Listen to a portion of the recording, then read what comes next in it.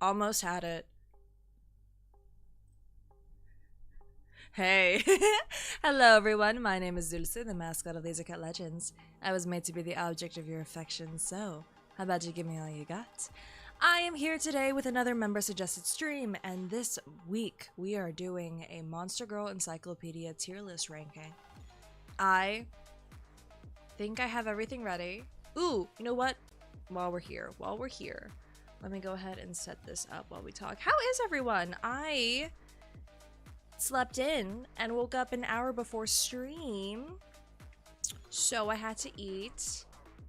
Yeah, I'm 20 minutes late, and that's fine. You're here anyway, so what does that say about you? Let me go ahead and make sure that that is right. And we're gonna add this. I did end up downloading something so that I can comfortably. Okay, slay. I will keep that at the top. Yeah. Cool. Okay. I think I'm ready.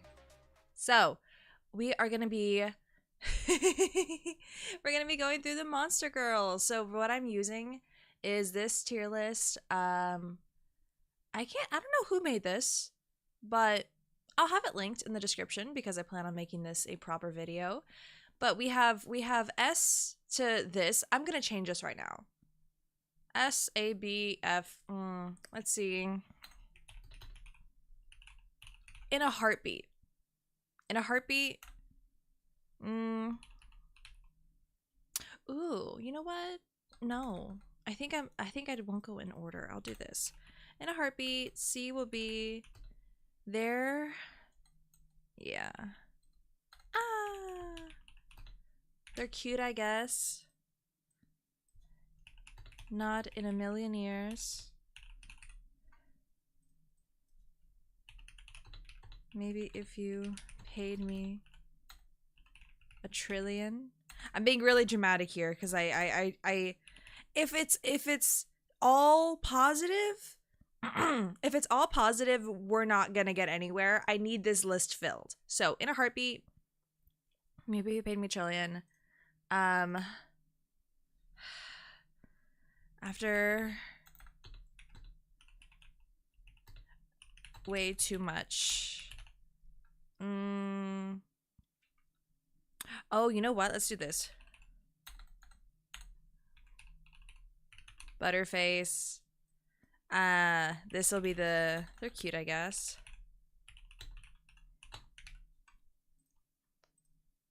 Oh, you're sweet. Oh, yeah, sure.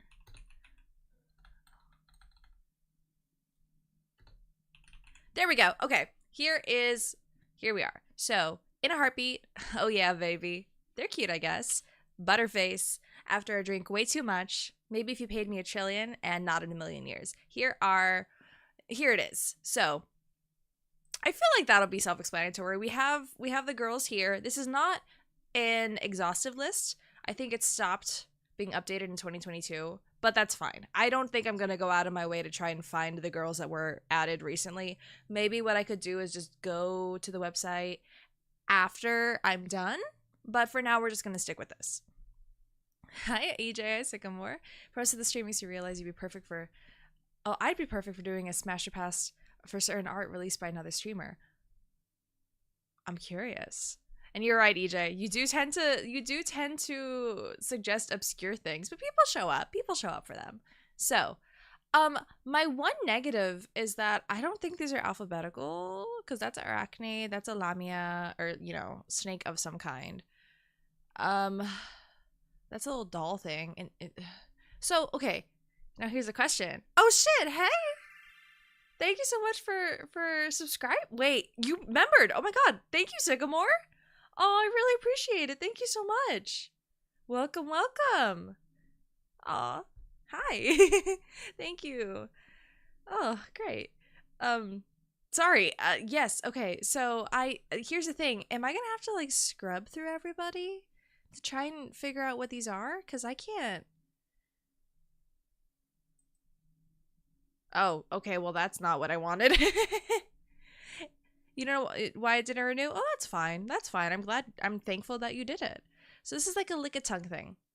Man, okay. Now here's the problem is that I've not familiarized myself. Pookie Musu by Lily Goth. Huh. Oh, thank you for subscribing, EJ. Remembering. God, I'm still on Twitch brain. Thank you for remembering. Oh, you guys are so nice. Oh, Kinky Mation. Yeah. You know the names? All right, that'll be helpful. Okay, we have lick a tongue over here. I just saw the word vagina. Oh wait. It's almost in order. Oh, we're fine. Guys, we're fine. We're fine. Okay. So I'll do the full top row, so all the way to that like that chick who looks like thing. We'll do it in chunks. Okay. So first monster girl, this one is the we're okay. We're safe. Are we safe? We're safe. Is that safe? We're safe. Is the akaname. And I'm just going to skim through this really quickly because taking the time to read all of these is just going to be too long. So let's read this side first. Hi, Chocobo. You're here for Monster Wife? That's what we're all here for. That's what we're all here for. Family or type, the Temptress or Majin. Habitat, human settlements, Zipangu region. Disposition, lustful, melancholic, and spiteful. Diet, filth, sweat, saliva, men's essence. Ah, they don't even want me. Fucked up. Release date. Okay, no, that's fine. Alright, monster characterized by having a long, skinny tongue that inhabits the Zimpangu region. As their name suggests, Akaname means filth liquor. Oh, they mainly feed on the filth of human men. They make their flexible tongue crawl all over man's body, licking up every bit of filth. They tend to prefer unhygienic, mentally or physically fatigued men. They suddenly appear out of nowhere in human settlements, lured by the scent of men, and wait for their prey by lurking in bathrooms. Excuse me. They have a slippery personality that is difficult to assess. Teasing matter, but they're also obsessive and lustful. They'll rub their faces against the delicious places where it's, oh, okay. The caressing of their alluring tongue alone is enough is to easily lead a man to jizzing. Men who become their husband, who get licked all over like crazy on a daily basis, always maintain a fresh supply of essence, which is their vital energy, and harmful waste will be continually excreted outside the body, so the mind and body become active. The body becomes healthy and fatigue will recover rapidly. Stamina increases as well as lust, and one will be able to live enjoyably.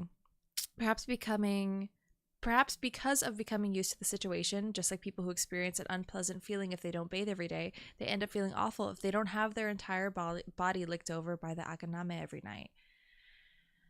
Well, they persistently shower the man they recognize as their husband with affection.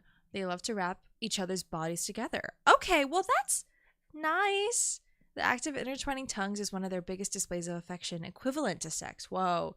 Given the chance, they'll slip their tongue into their husband's mouth along with a deep kiss and lick every inch inside while wrapping their tongues together, melting their husband's rational mind. Okay. Well, see, here's the thing. Visually, she's fine. She's whatever. She's not sweaty. She licks sweat.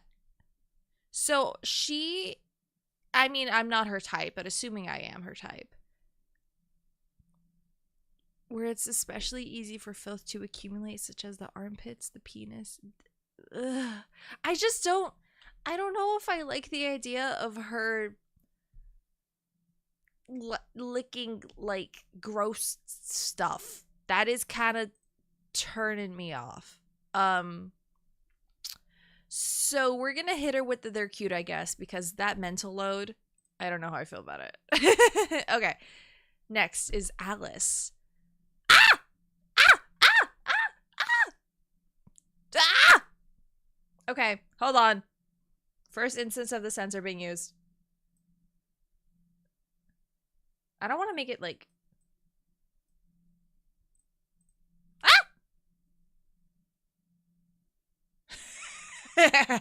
I'll read for you guys, I promise. A type of succubus that has the form of a very young... Oh, wait. Start over. Succubus, a fiend. Wonderland is their habitat. Their disposition is meek, and their diet is also essence. A type of succubus that has the form of a very young girl. They're a race that arose from sudden mutation, so there are very few of them in existence. It is extremely rare to encounter one. While they are succubus-type monsters, their bodies are always in virginal state. They also have no knowledge about sex, and they aren't even aware of the men's essence that is what they feed on. For that reason, even though they are kind of a succubus, they never attack humans. She's boring me. Okay, now we're gonna... Woo! And then we scroll, and then we yeah, okay. Guided by the instinct of the succubi, they appear and seek out men. As written above, they don't attack men. They act just like sweet children, and they want to play together. Their bodies emit a subtle charm magic. Men who spend a lot of time around them end up assaulted.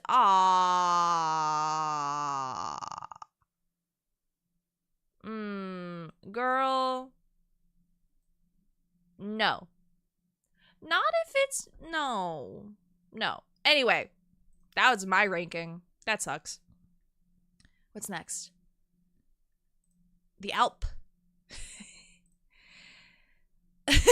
Sorry. Wait, I realized there's no fucking background music. My bad, y'all. Hold on. I'm like, it's dead silence. It's been 10 minutes of dead silence.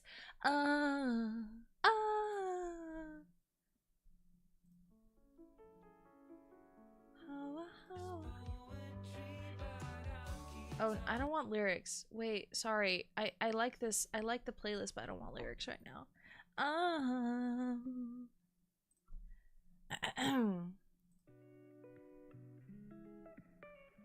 Sorry. Cool. Okay. My bad. Perfect. Okay. They are succubus fiend. Their habitat is unclear. Their disposition is varied but also lustful, and their diet is also men's essence. A peculiar kind of succubus, unlike any other kind of monster, they were originally incubi who suddenly transformed into monsters. Normally, a human man can never become a monster. As of the present, there are no males among the monsters at all. When it comes down to it, an incubus is just a human warped by monomana. Due to the existence of essence, which human men continually produce, no matter how strong the manomana that's imbued in their body, human men remain human. Alps are incubi that, deep within their heart, strongly desire to become a woman or be with a man, and use the manomana to taken in upon becoming an incubus, which is normally used to boost their essence generation facility instead of destroy it. As a result, they're unable to produce essence, and they lose all of their essence, since they are left with only I'm just gonna keep saying mana. Stored in their body, they change into a monster. Even after becoming Alps, their hearts, values, memory, and personality, everything other than their bodies, is still the same for when they were men. Their body is completely changed into that of a woman, yet they self-identify as men.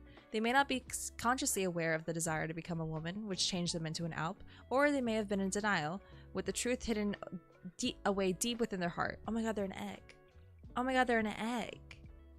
They're an egg. That's so funny. Aww. Aww. Thus, they're shocked by the radical physical change, and there's a huge gap between it and their male hearts, which likely confuses them. Most of them would probably say having sex with a man, like a monster, is disgusting, impossible, I hate this. However, once the monster's instinct begins to take root in their heart and body, they'll naturally be drawn to human men. However, once the monster's instinct begins to take root in their heart and body, they'll naturally be drawn to human men. The instinct changes within them. They end up losing to the monster's instinct.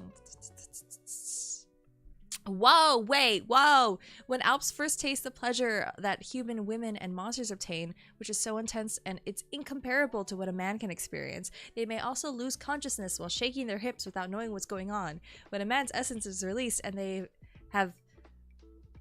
they experience ecstasy, they become enthralled by their first taste of female pleasure and the taste of essence, which will be sweeter than anything they've ever eaten before. This will likely still be confusing. They would likely still be confused by the feelings in their own heart. The man before my eyes wants more. I want to have sex more.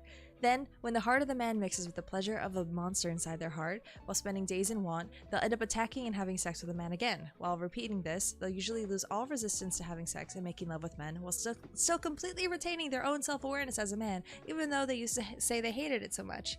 On the contrary, they'll come to seek sex on their own and enjoy the taste. Wow, aww.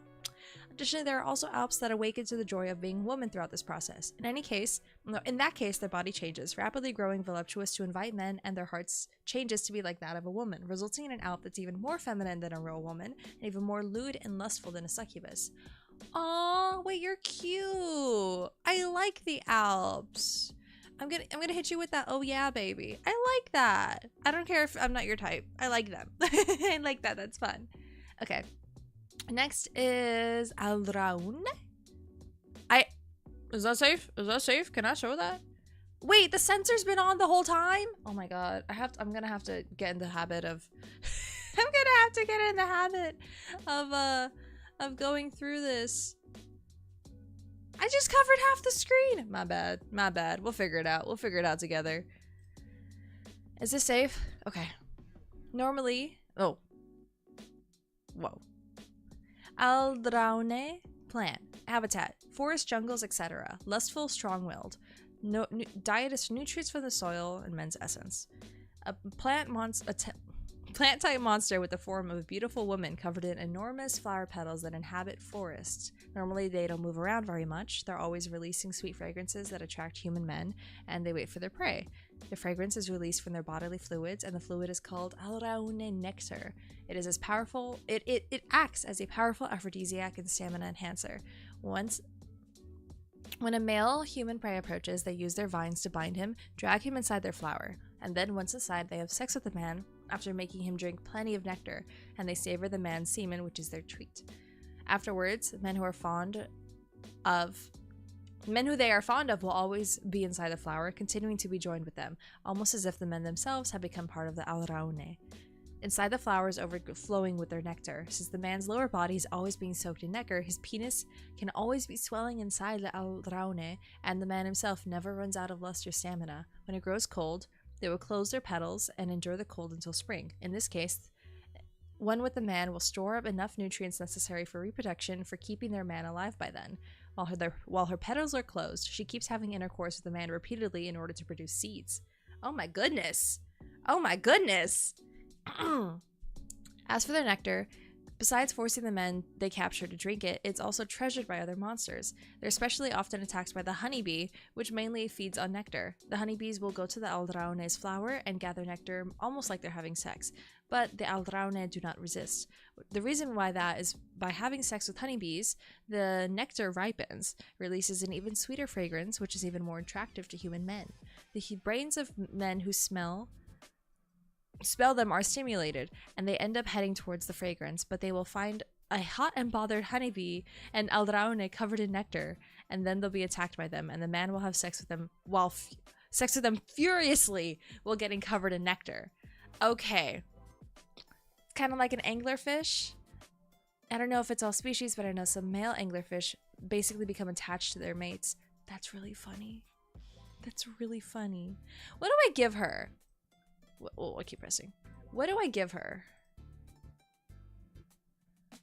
I mean, I don't know. She's got the flower that you jack off in her head. Like, you squeeze it and the nectar comes out. Anglerfish shaped growths. Yeah, huh? I'm gonna give her cute, I guess. You give her the D? Okay. Okay.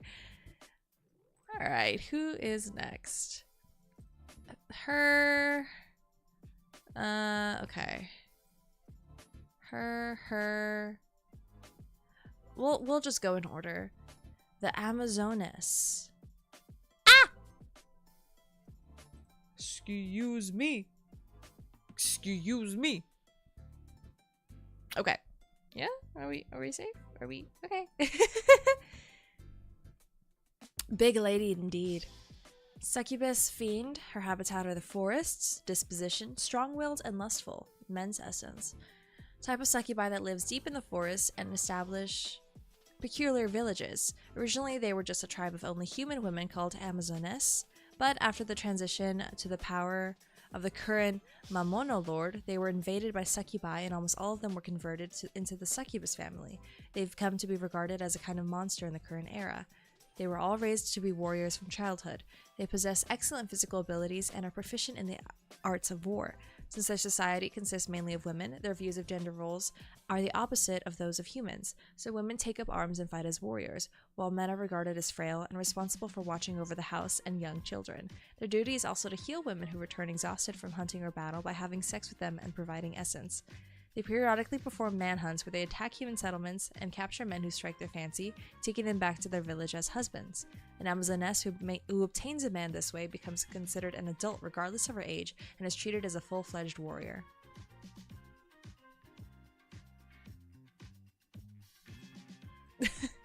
While having peculiar values, they prefer to have sex in front of other people, and especially in the cowgirl position where the woman is on top. By showing off how they ravish their husband, they boast their strength to other Amazoness and assert ownership of that man. Wait, but there's literally a sex position called the Amazon, where the man is on his back with his hips in the air, and the woman is like kind of squatting over him, and his dick is coming. Sorry, this is gonna hurt you guys.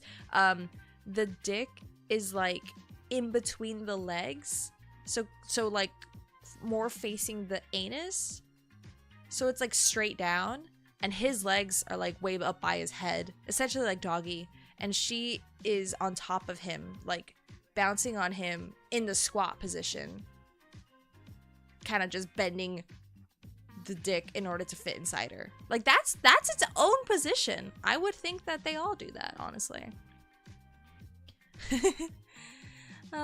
Said that another purpose of this is to inspire Amazones who don't have a man and have not come of age yet, serving as role models. When a new married couple is formed, it is always accompanied by a celebratory feast, and the wife will continuously ravish her husband right there all night long while surrounded by other Amazones. Young Amazones children get aroused at the sight of the adult warriors having sex with men, and they endeavor in their training to become fine warriors, dreaming of the day they too can capture a man, get on top, and shake their hips, indulging in pleasure. Isn't that what she's doing? No, it's just cowgirl. That's just regular cowgirl. I'm talking his legs are up by his ears when it's the Amazon position. Like bro is fully doing yoga when that woman's on top of him. If a human happens to wander into their village, if it's a man, then the fledgling Amazoness will mark him as the target of a manhunt on the spot. If it's a woman, then she'll be captured, and in the same manner as a succubus, they infuse her with the mana through sex, and she will be changed into an Amazoness. Afterwards, she will be educated in the ways of the Amazoness warriors, learning the arts of war, the roles of men and women that differ from the outside world, and how to ravish and please men. I mean, it's fine. She's fine. Don't scroll too far. Their body paint also look like illustrations. They claim it's a charm to draw out the power of a warrior, but actually, when the Amazoness tribe changed from human to monster, they were taught of pleasure runes by the succubi who invaded their village. After being inaccurately passed down, the runes ended up becoming altered. Originally, the purpose was to amplify the pleasure of sex for the person with the runes engraved, so it was made so that the succubi could also further enjoy sex, which had absolutely nothing to do with battle. If that had been accurately handed down, then the Amazoness would now have pleasure runes engraved all over their body. With their entire body attacked by intense pleasure, they wouldn't even be able to do daily life activities, much less fight. Instead, they would be unable to think of anything but sex, and they'd end up shutting themselves in their homes, constantly having sex with their husbands. She's fine. Honestly, this is so superficial. The tattoos are really bad. Like, the little runes are really ugly. And that's enough for me to be like, where am I putting you? You're a butterface. You're a butterface. You, butterface. Okay. Next is the angel. Not enough muscle? That too. Oh, I'm scared. I'm scared.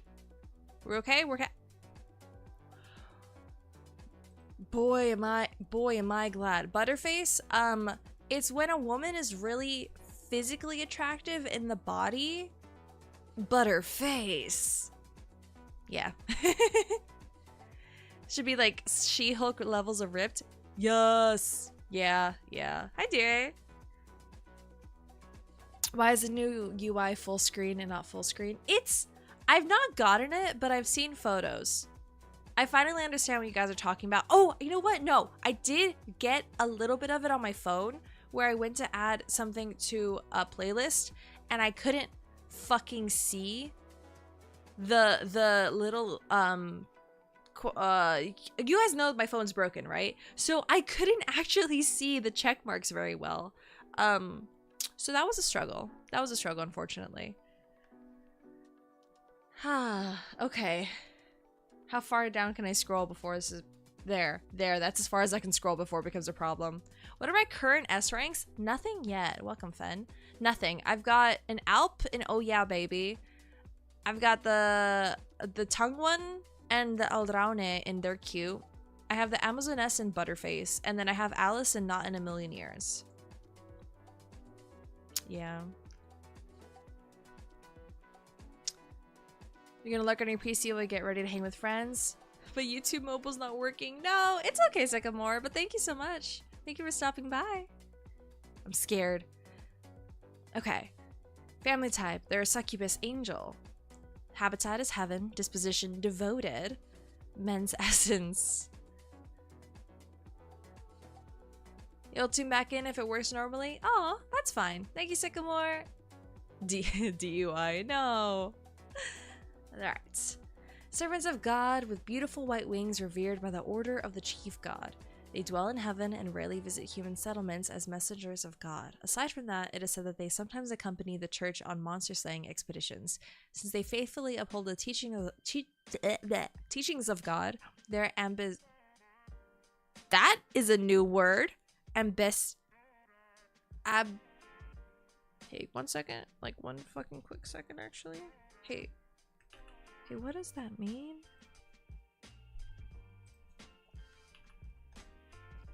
Not self-indulgent, especially when drinking and eating. Okay. They're abstemious and extremely negative toward human desire and monsters. For that reason, they're merciful, with a fundamental distaste for fighting. Yet they will still make an effort to mete out punishment in the name of God.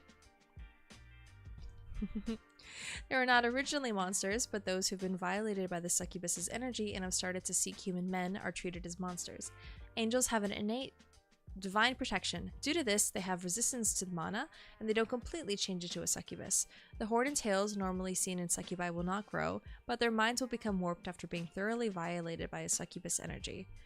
The god they serve, and the god's teaching, everything in their head grows vague, and they become positive toward human desires and monsters. Because of the succubus's instinct that desires human men, they end up frequently visiting human settlements. Driving in my car right after a beer. Hey, that blonde looks just like a deer. DUI. I always forget the rest of it. The original... Are we safe? I'm gonna... The original role of angels was to reward humans with happiness by performing good deeds.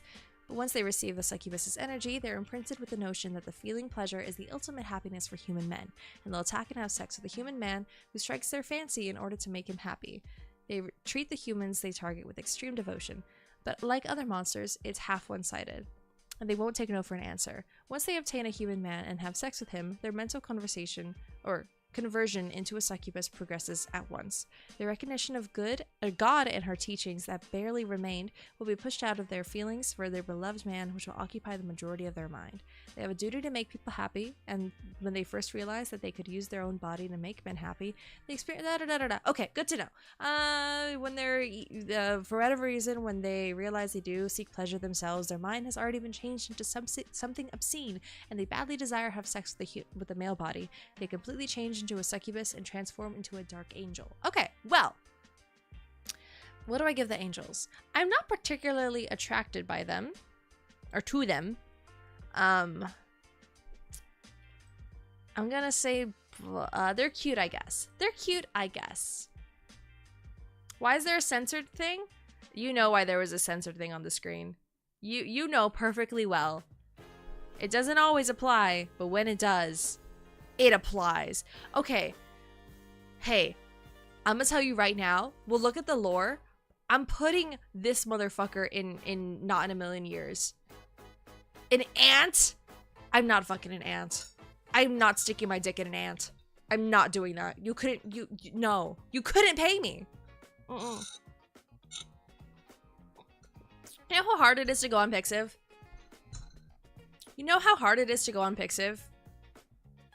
And you go a little too far. You go a little too far. And all of a sudden, it's girls and, like, larvae and mosquitoes. No, that's it. I put everything away. I turn off my phone. I seek God. I can't. Nope, can't do it. Can't do it. I might be a freak. But I hate the bugs. I hate the bugs so fucking much, guys. So, we'll read the lore. Ah!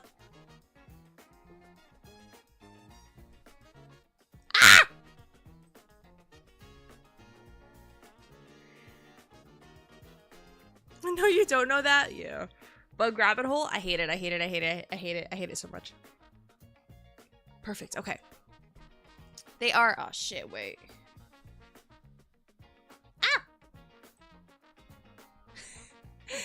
Antarachne. Bug. They live in caves, plains, forests, and underground. Disposition, lustful, strong-willed. Diet, the remains of dead animals, grains, etc. Our first non-succubus, guys. Are we happy? Are we proud? What about cool theme dudes like Wasp? I'm not fucking Waspinator. I don't care how slim, thick that guy is. I'm not sticking my dick in Waspinator. Hi, cool dog.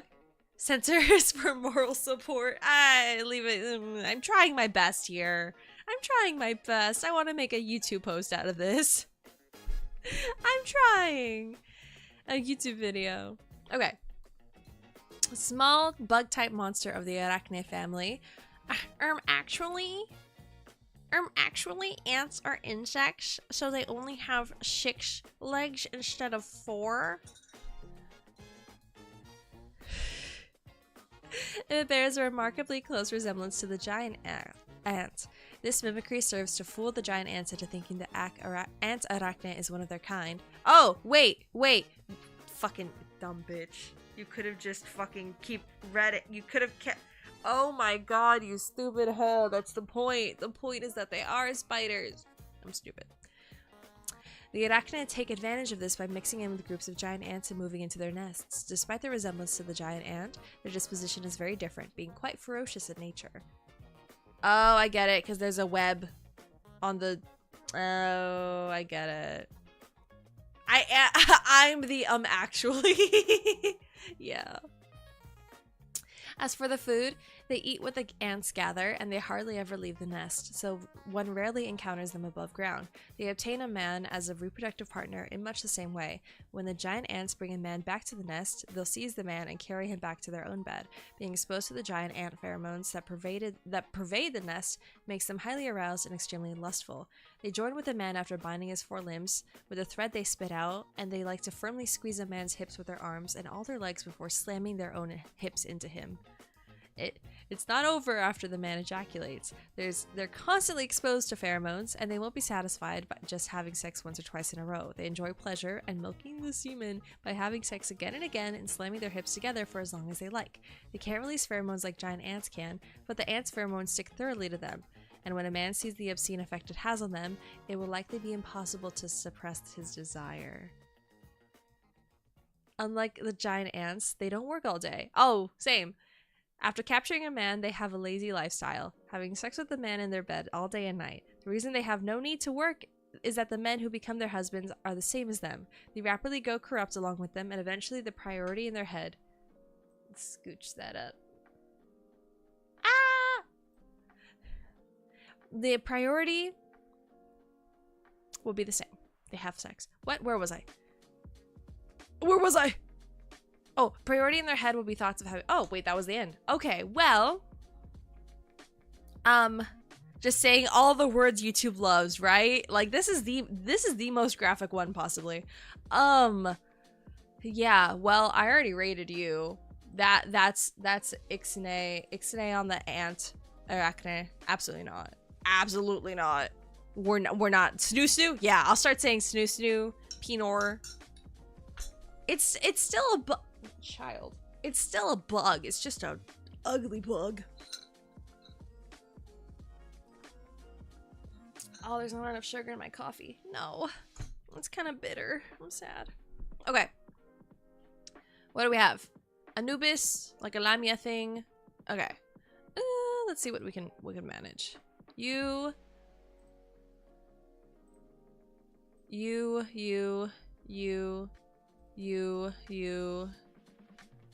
And that's the end of that row.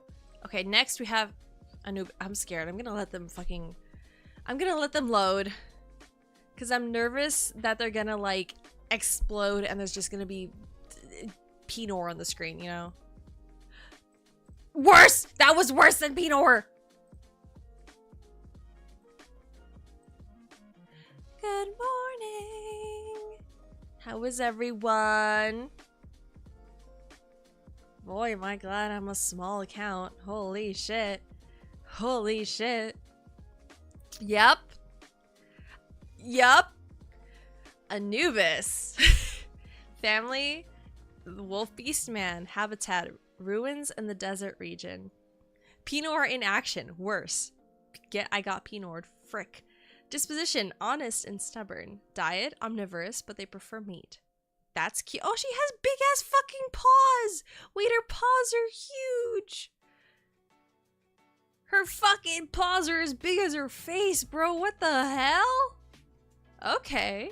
A type of werewolf that exists in the... Whoa. Hold on, restart. Give me a second. Okay, excuse me. Goodness gracious. A type of werewolf that inhabits the desert region. They inhabit ruins all over the desert region as the bosses of mummy soldiers. It is their duty to protect the sleeping rulers of their ruins and the pharaohs. They have high intelligence and the power of various curses. They're monsters with an intellectual and sincere disposition, which is rare among the wolf family. As opposed to the Sphinx, which guards the outside of the ruins, they watch over the inside of the ruins, and when they spot an intruder, they attack in an attempt to capture them using their curse power. If they happen to capture a human man that strikes their fancy, they will bring him back to their dwelling in order to make a husband of him. They have a controlling nature, and they will try to control every aspect of their husband's life, including planning his diet, scheduling his activities, even when it comes to having sex. They frequently give instructions, and as if the relationship were that of boss and her subordinate. If he doesn't obey their instructions, as criminal punishment, he will be afflicted with the mummy curse, which changes one's bodies to be extremely sensitive to pleasure like that of a mummy, and I'll have to keep having sex with them until he passes out.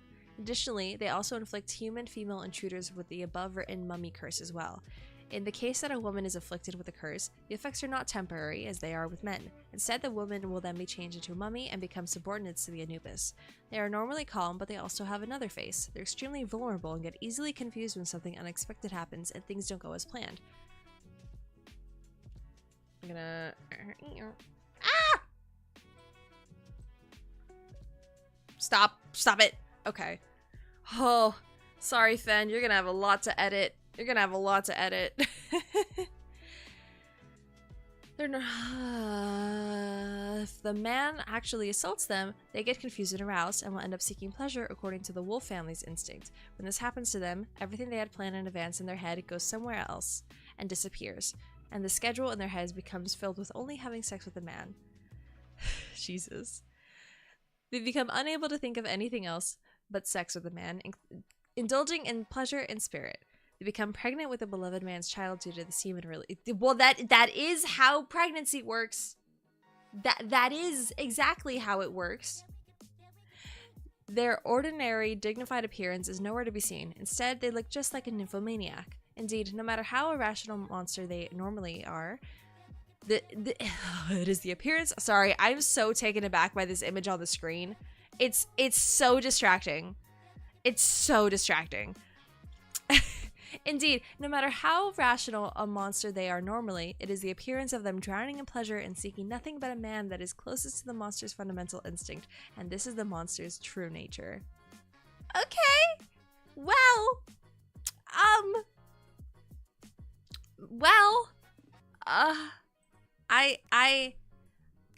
I give them a cute, I guess, only because those are big fucking paws. Those are big fucking feet, bro. That's like having sex with a Spirit Halloween furry, you know? Just the big fucking... big paws. I don't know how I feel about that.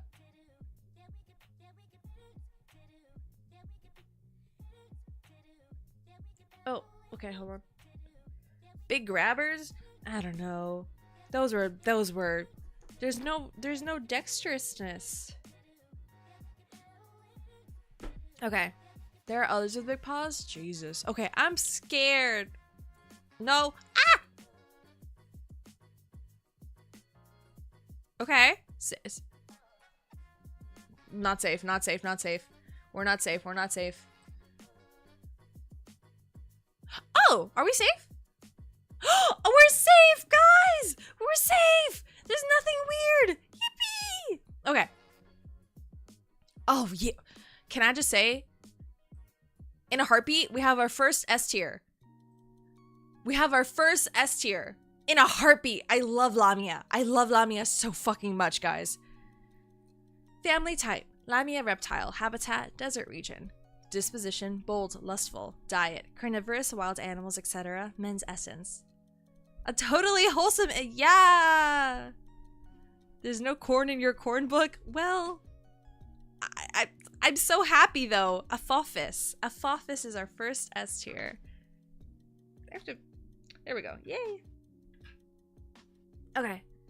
Dark-colored serpents that are said to carry the power of the nether realm within themselves. Apophis are monsters created by gods as adversaries of the pharaoh. It is their duty to prevent the awakening of the pharaohs who sleep within the ruins of the desert.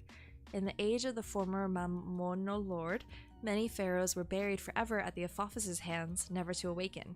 The desert is dotted with masterless and abandoned ruins as a reminder of this. However, that is an ancient tale, and as of the present, the Apophis's nature has been changed due to the influence of the new Mamono Lord, and they no longer kill pharaohs, although they do still oppose them. The Apophis have a powerful and peculiar neurotoxin within their body, and when they bite someone, they inject it into the body of their prey. If the prey is a woman, if the poison eats away at her entire body with extreme heat and pleasure, remaking her flesh to become greedy and ultra-sensitive to pleasure, and it even makes her mentally morph into a lustful, monster-like disposition of simply wanting love and pleasure with a companion. Bro, that's just me. Oh, fuck. Once the Apophis's venom enters the prey's body, it will never disappear. Prey, delirious and entranced by the venom, will end up swearing allegiance to the Apophis and becoming their servants. I'm okay with that. I'm okay with that. If the person corrupted by the venom is a monster, then even if she has a disposition that was as warm and timid, serious, emotionless, pure, or stubborn, and would normally not assault a man, she will become aggressive and try to straddle and ravish men. If it is a human woman, then she'll be reborn into a she will be reborn into a Lamia. As the Apophis's loyal servant, she'll seek love and pleasure and begin to attack men. And even in the case when human men are bitten, along with the pleasure and heat, they'll change into incubi who will always want to drown in pleasure with monsters and will make suitable husbands for monsters. The Apophis will also use this venom to subdue pharaohs and place them under their command without killing them. Guys, this is peak. This is peak. She's like a vampire, but hotter. I'm so happy. Count me in. Count me in. Corrupted by the venom and reduced to mere female monsters, the pharaohs will forget all about the affairs and seek out husbands. Or the affairs of the state, my bad. And seek out husbands, secluding themselves in the room with them indefinitely. In that manner, an Apophis becomes the ruler of a kingdom instead of the pharaoh. The entire region around the ruins that were a kingdom of the pharaoh will change shape into a dark Mamono realm of everlasting night where the sun never rises. A fascinating atmosphere hangs in the air and will become a monster paradise where they can lapse into delirium and revel in mutual heat with their husbands. An Apophis who has obtained her own kingdom is likely to keep aggressively biting monsters and human women with her venomous fangs to convert them into servants in order to expand the Mamono realm and even make more obscene. The Anubis, who are the Apophis's loyal servants, will come up with obscene, licentious schemes to expand paradise and enable themselves to indulge in love and pleasure, and the Sphinx will aggressively assault travelers, even raid human settlements to bring many men into the Mamono realm, increasing the number of residents in their paradise. Additionally, the Apophis themselves are greedy for love and pleasure in the same way as those corrupted by their venom, and if there is a man who strikes their fancy, they'll pour plenty of venom into him and have sex with him after biting him with their snake body and try and make him their prisoner in body and mind. They are also monsters, and they're from the Lamia family on top of that, so their attachment to their husband is extremely powerful. Those individuals who find a husband before attacking a pharaoh, which was supposed to be their entire reason for existing, will completely lose interest in their duty. TL note. Oh, translation note.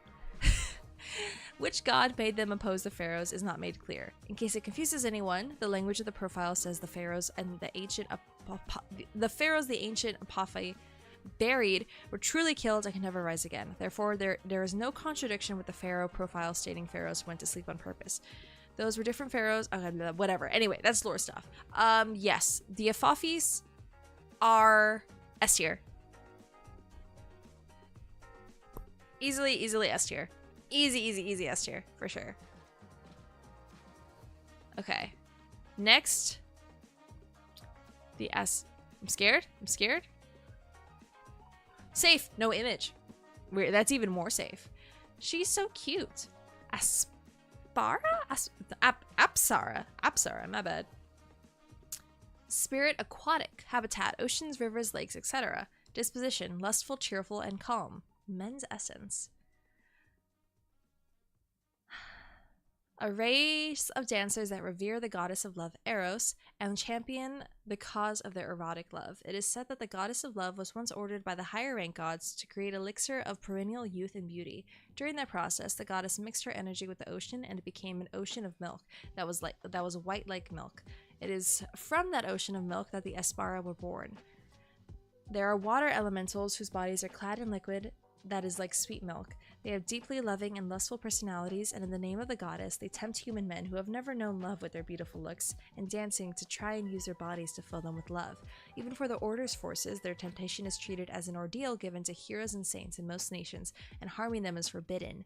They polish up their dance of love in order to shower themselves in a man's love and desire. It accentuates the beauty and allure of their limbs. Those who behold it have had their hearts stolen. Each and every step in their choreography is designed to guide a male gaze not only to their face, breasts, and lower abdomen, but also to their underarms, legs, and fingertips, inciting lust and forcing a man to recognize them in entirety.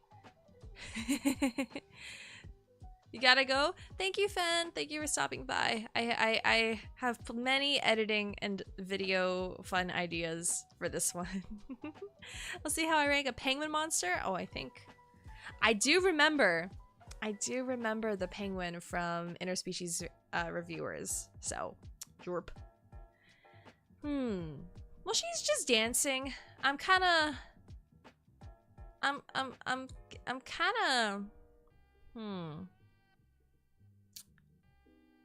She's fine.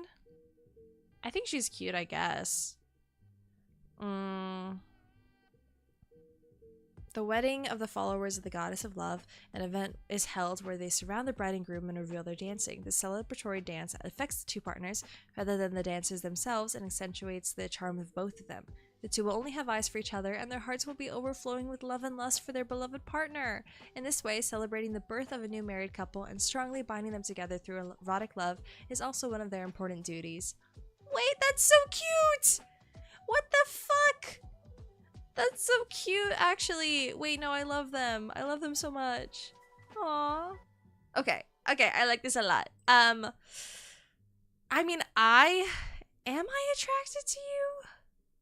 I think your funny little outfit is wigging me out. I don't know how I feel about the, oh, it's gold. It's gold. Okay. Sure.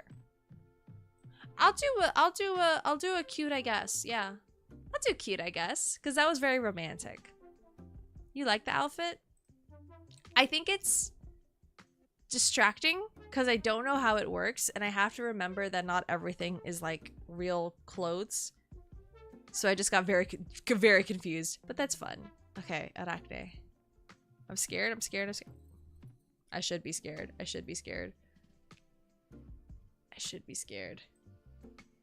Wait, I'm realizing I think I can do... No, I should keep this big, actually. I don't know how long these images are. Okay. Uh-oh. The Arachne. So I'm not gonna immediately rank this one because, again, like, spiders scare me. But it... Okay, I'm gonna go off of very specifically the art because I have standards and some spiders are more attractive than others.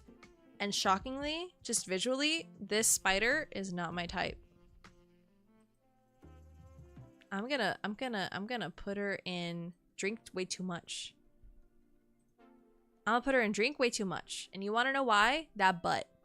That butt is weird. It looks like a wasp. And yeah, the legs look weird. She looks really fucking short for some reason. The spider part of her is ugly, and that's wigging me out. She doesn't look like a spider. She looks like she was grafted on top of a fucking, I don't know, like a fist or something. I'm bullying. I'm giving the spider body dysmorphia. My bad. My bad. My bad. Arachne. Habitat, caves and deep forests. Disposition, bold, ferocious, and lustful. Diet, carnivorous wild animal. A bug-type monster with the lower body of a spider that... Wait, what the fuck? I just got attacked by a yawn. Bug-type monster with the lower body of a spider that dwells in dark places such as caves and deep within forests. They have high intelligence, but most of them are lustful and belligerent. Since they have high physical abilities, they are very dangerous creatures. I am going to... I don't know. They make sticky thread inside their body and use it to make a net-like web. These web functions as traps for seizing prey. Animals and people that touch it without realizing get stuck to the adhesive power and become unable to move. Of course, they aggressively attack trapped prey and other prey, seeking to wrap it up in threads to capture it. In the case that the prey captured is a human man, they'll attempt a sexual assault for the purpose of procreation. It is said that these sadistic monsters obtain unbearable pleasure and happiness from one-sidedly raping and pleasuring men who can't move due to the threads they make when they grasp. Wait, what? Due to the threads when they make them gasp. Oh, okay. Furthermore, the more a man tries to resist and the more rebellious a man is, the stronger it stimulates their sadistic nature. As their desire intensifies, they give the man rougher sex and even more intense pleasure. If caught by them, it is best to just sit there and do nothing without trying to run. That way, there's a likelihood of being released. If a man strikes their fancy, they'll continue to keep him bound in their web, and he'll have to keep being with these lustful, indulgent monsters. If a stubborn man decides not to show any reaction after ending up in that situation, then they'll give him an even greater pleasure and make him moan submissively. It's all in vain once a man meekly accepts it, because the sex with her will just keep growing infinitely wilder in pursuit of even greater pleasure.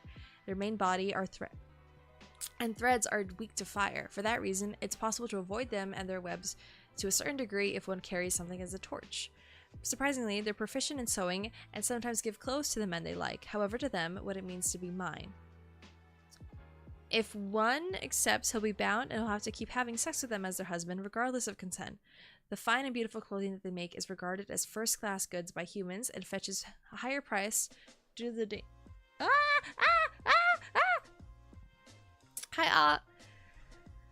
if one accepts, he'll be bound and he'll have to keep having sex with them as their husband, regardless of consent.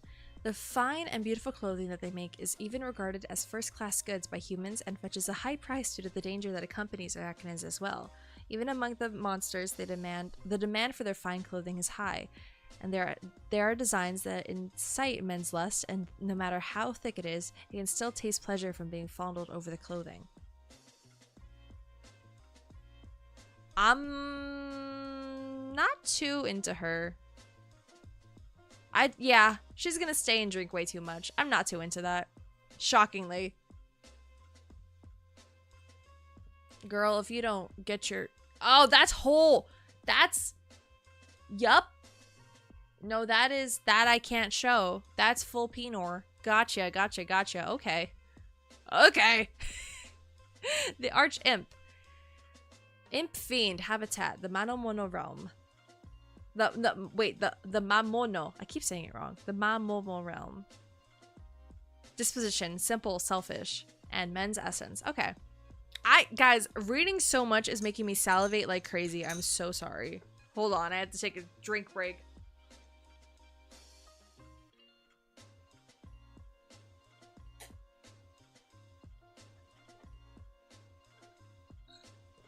Jesus Christ.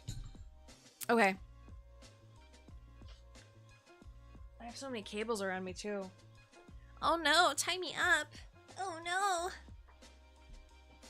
Oh, I'm so glad I have coffee. At least I'll be hyper when I read. Reading this is making me salivate. No! No! No! Not like that! Not like that!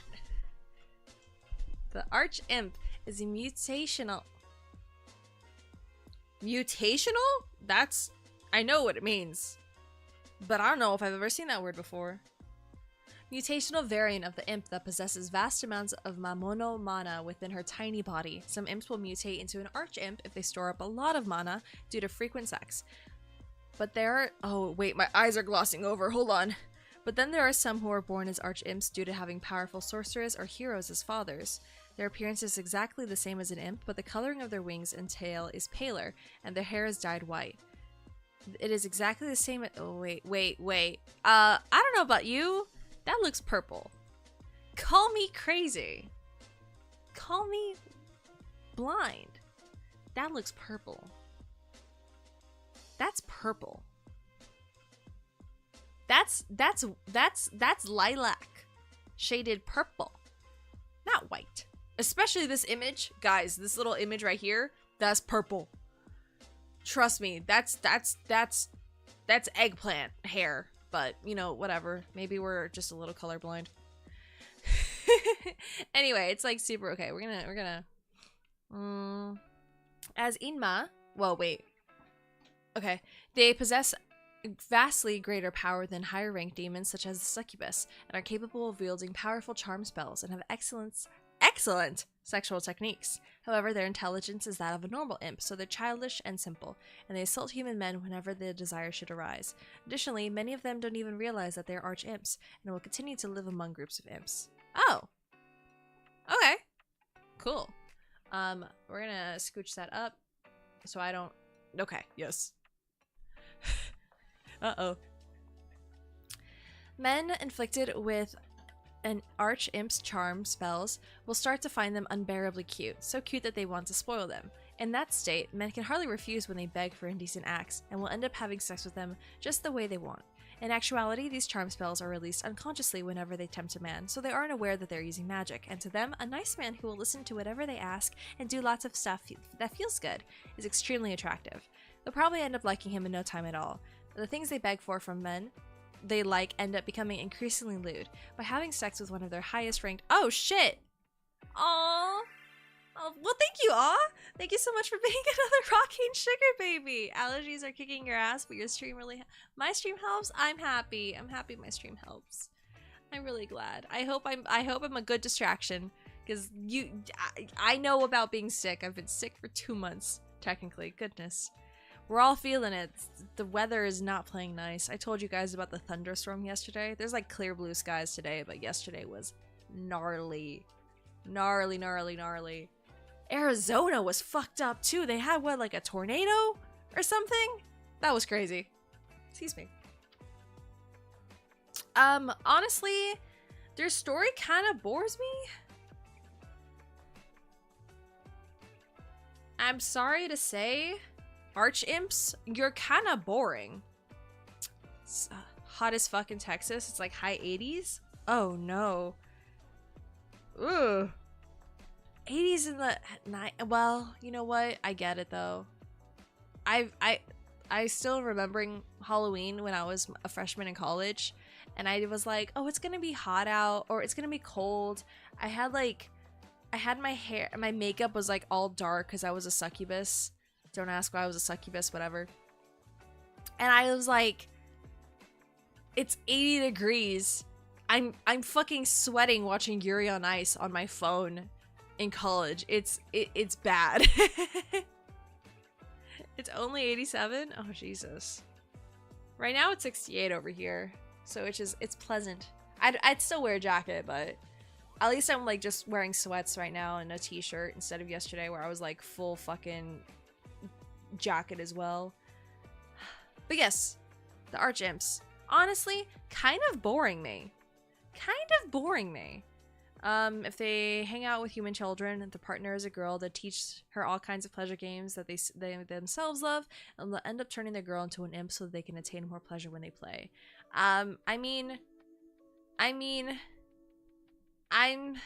She's okay. She's fine. Cute, I guess. Nothing, you know, really throws me for a loop or makes me feel any sort of way, you know? And you know what? Hold on. We might have to split this up into different— I forgot one of the— well, I mean, they're so small you can't say anything, but one of those big images I'm definitely not going to be able to show on the screen. You know what? Actually, okay. I'm trying to figure out how I am going to go through this. I might stop at C. I don't know, a lot of oh, that's Cupid. I might stop at C only because I'm starting to lose wind here. Especially if I'm reading each and every description. So I can honestly probably keep doing this, like, because this is fun for me. This is a mental break just because my eyes are starting to like get cross-eyed from staring at the screen and reading. I think I can probably keep doing this. Yeah, around it. I put her in They're Cute, I guess, only because she's just like green. She's just like a green chick who lives in a flower. I don't feel any particular way about it, either positive or negative. I didn't like the Amazoness because her tattoos are ugly, which is very superficial, but that is exactly the kind of thing that matters. Her tattoos are ugly, and therefore, butterface. And then the oh yeah baby is that the Alps are like essentially gender fluid. They're eggs. If they want to be a woman, they become a woman, but if they're in denial, they just kind of stay as a man. It's just funny. I like that. Will you have to recommend again? No. I think I'll treat it like Signalis, where like I'll just keep it going on my own time, because that's a lot of letters. This is a lot of girls. And I'm doing it on stream. I think if I was reading in my mind, I'd probably have the whole thing finished. But I want to get through. I want to make this a little mini series. That's a lot of guys, and this isn't even all the girls. This stopped being updated 2 years ago. There's more girls. Oh, I love these green ones. Oh, they're so pretty. God damn it. They're so fucking pretty. Oh, the dragons too. I'm so Anyway. Yeah, we're gonna do this in parts for sure, because I want to not lose my mind. So we'll probably get through the C's and then stop there. Let's get back into it. Please don't be weird. Please don't be. Yep. Censored. Turn that on. Welcome, Erwin. We're just gonna put that right there. Yeah, Jesus. Okay. The Altak Naka. I'm gonna say Altak. Nacha sounds bad. The Altak Naka. Arachne bug. Habitat. Caves and underground. Disposition. Strong-willed and ill-tempered. Better than when I'm paying attention than just zombing it? Yeah. I felt my eyes start to freaking go cross-eyed, and the letters started to like shift in and out of focus. I was like, okay, wait. I gotta look away from the screen for a second. Omnivorous wild animals. A variety of abyssal monster that lurks deep underground where the light doesn't reach. The illustration depicts a married individual. An unmarried individual would appear like a female that gives a sharp impression with only 4 spider legs growing on their back. They do not stray outside their own territory and are focused intently on continuously building a spider web ad infinitum. But sometimes, human men who will become their prey show up underground, as if lured by something, and finally manage to reach them. The venom that flows inside their body adversely affects even their own spirit, making them depressed, and so they are constantly irritated. For that reason, when a man with a peculiar mentality is sexually aroused by their appearance, as if to vent their irritation, they react in a manner unbecoming of a monster and will hurl abusive language at him as the lowest scum. Or such as the lowest scum. There's a hint the spider base is not her.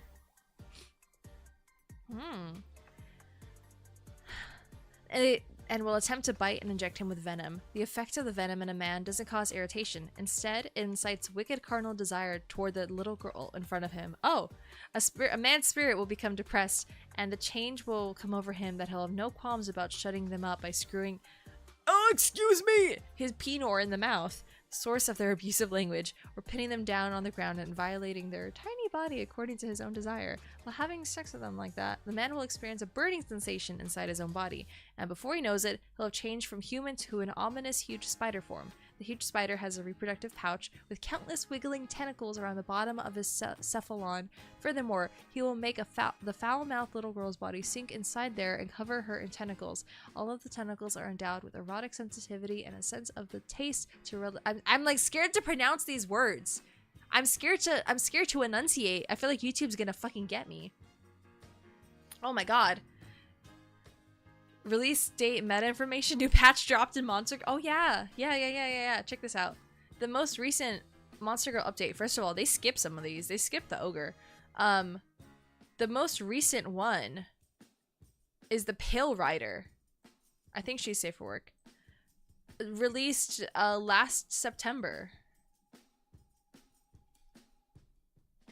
Like, come on! That's fucking awesome!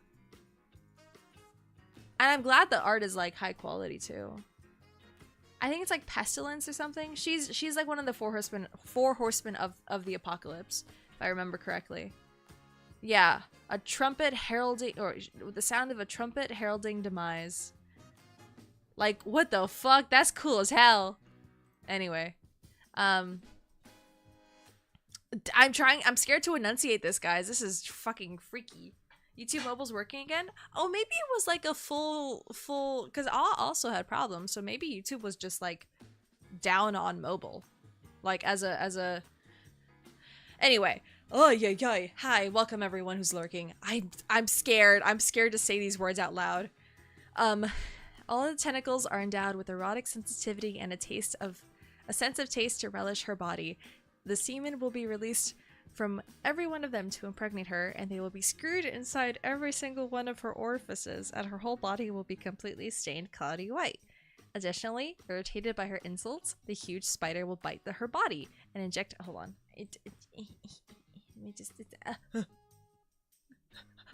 Scared. I'm so scared right now.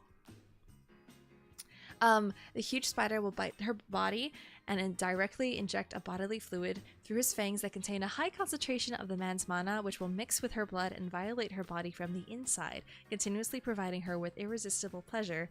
She'll convulse, constantly climaxing over and over, and each additional thrust of a tentacle will yield yet another climax. During this, her abusive voice will fall silent, and instead she'll just keep uttering sweet words and apologies for her insults.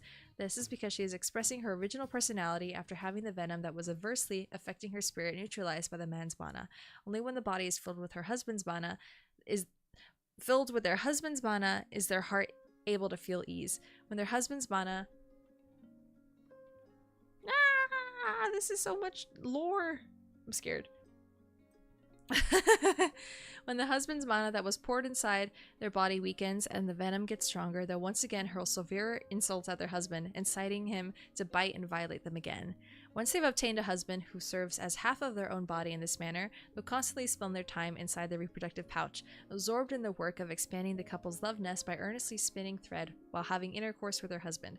It is said that as long as this is not interrupted, they won't take any interest in any person other than their husband. There's a legend that says that when this web is completed, the world will enter a time of destruction. But according to another theory, the web is a giant magic circle, and when complete, the entire surface area existing above it will be transformed into abyssal Mamono realm, and all of the humans will transform into their minions. Okay, well, I'm just gonna slowly walk this down.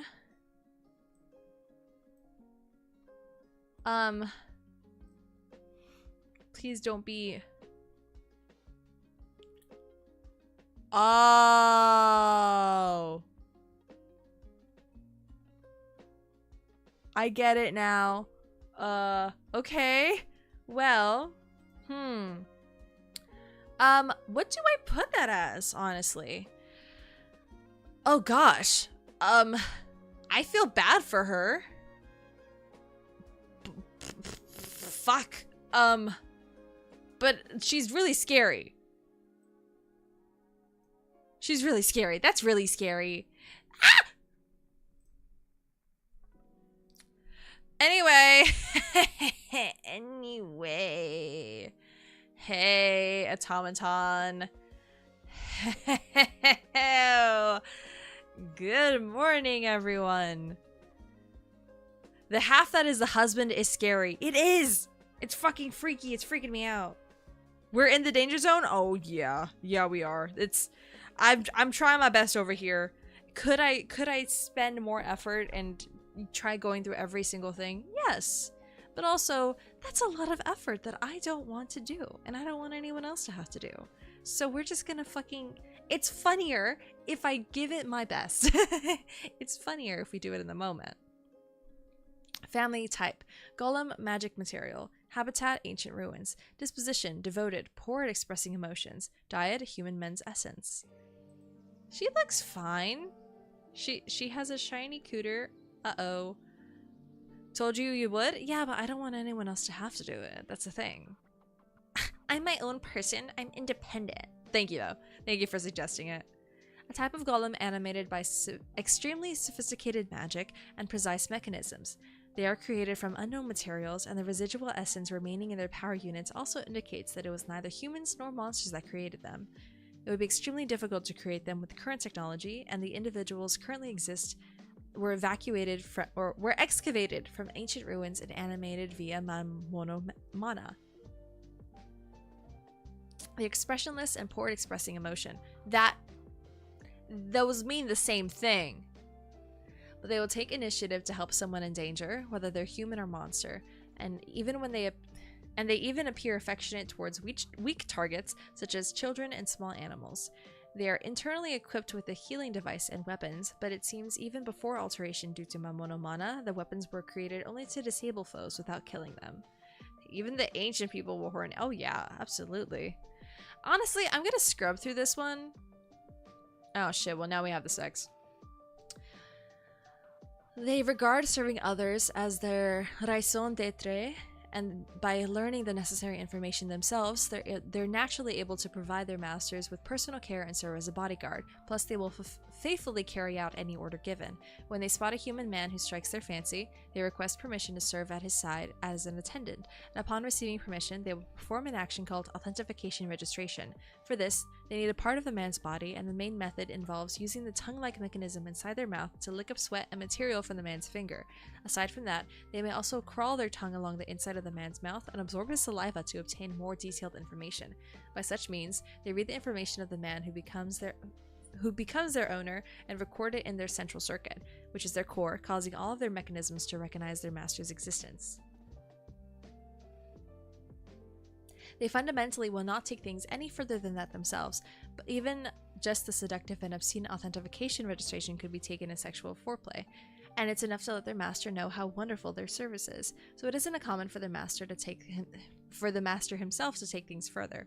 The lower abdomen is equipped with a semen milking mechanism that was created by becoming a monster, and not only is there a rocking movement of the exterior hips, the internal semen sucking mechanism also moves separately and independently to provide pleasure to the penis for their master's enjoyment. Given that they recognize that they exist entirely to serve the master, it should their master desire an obscene act, they'll offer their body. Okay, well, do I even need to finish? I don't think I need to finish, guys. That's an oh yeah baby. That's an oh yeah baby. That's an oh yeah baby. I don't even think I need to finish that one. Hell yeah. We're good. We're great. Their almost monotone voice will change to a sweet tone that doesn't try to conceal their love, and they'll repeatedly mutter their master's name and reach toward his lower parts, guided by the commands being transmitted throughout their body from their central circuit. In order to restore their main power, they will require essence, aka semen, of their master, who is recorded in their central circuit. So once they enter the state, they won't hold back on service until having their insides filled with a large amount of semen. Yeah, that's A tier. That's A tier. Okay. Let's keep it going then.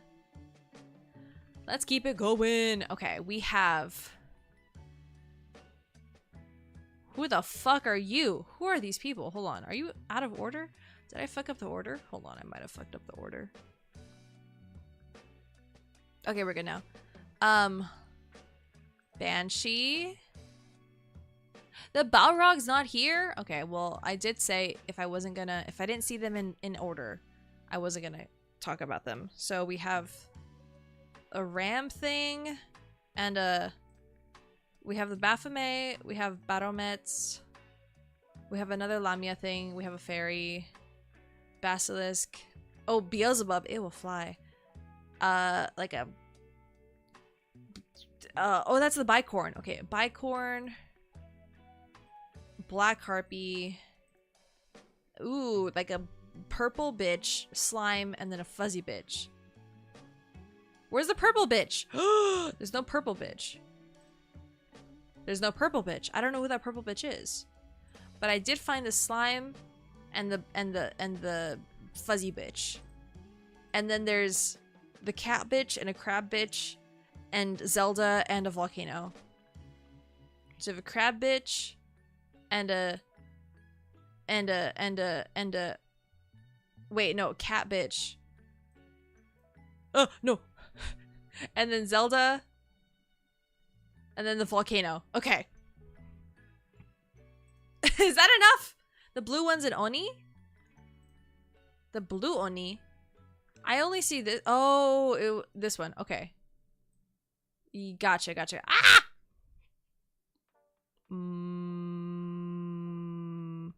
The Oni goes after the harpy. Okay. Huh. Okay. Okay. Charybdis. And then, okay, I'm just going through all the C's so that I know when we're stopping. Otherwise, I'm going to keep going. So we have Cat Girl, Cheshire Cat, a Chimera, which just looks like Hazumi to me. Sorry, Hazumi. I just keep fucking saying she looks like everyone. Fire bitch, chicken bitch, fire bitch, chicken bitch. I think the Tengu. Yeah, Tengu, Cupid, Curse Sword, and that's it for this. Is that it? Is that it for C's? I think it is. Okay, this, we're gonna stop at the Curse Sword. So let's see. Next, we have a. Are you fine? We're safe. Oh, yo, she's fucking. Oh, Jesus Christ. Good morning.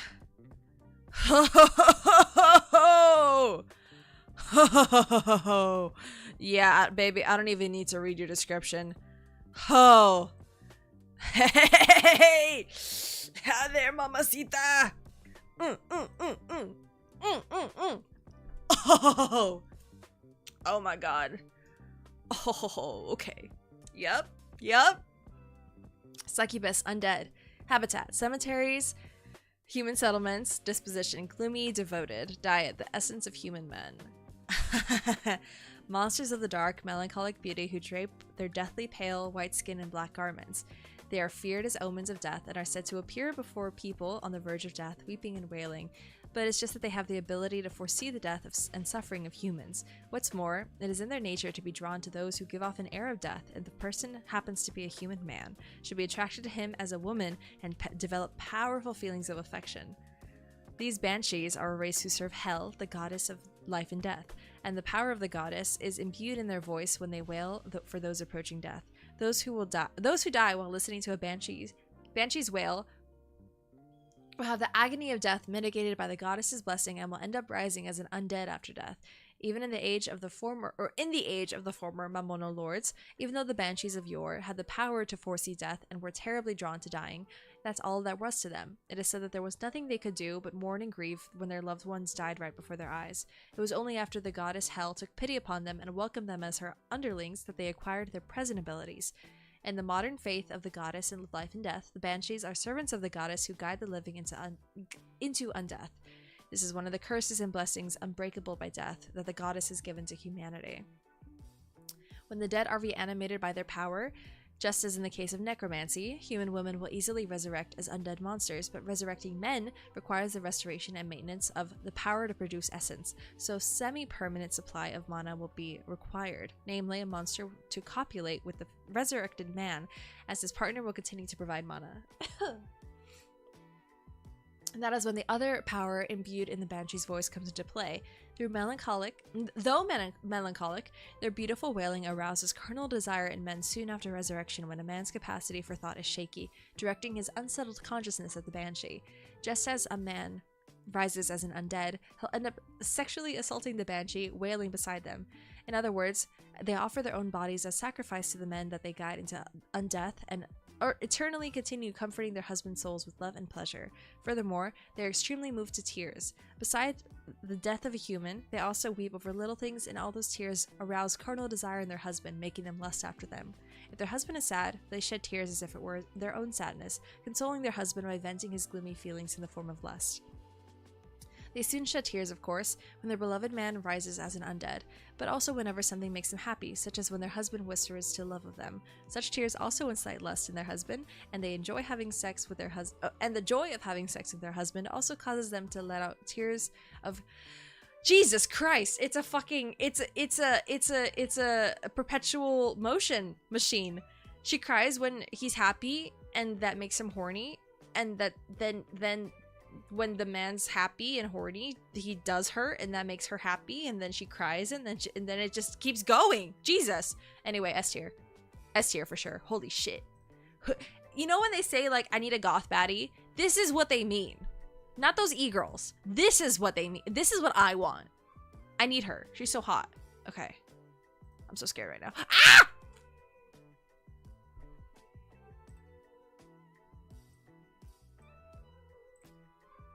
Are we okay? Are we safe? I'm scared. Guys, I'm so scared. Baphomet. Dark beast, habitat, Mamono realm. Disposition, strong-willed. Diet, omnivorous, prefers the flesh of beasts and man's essence. Okay. Woo.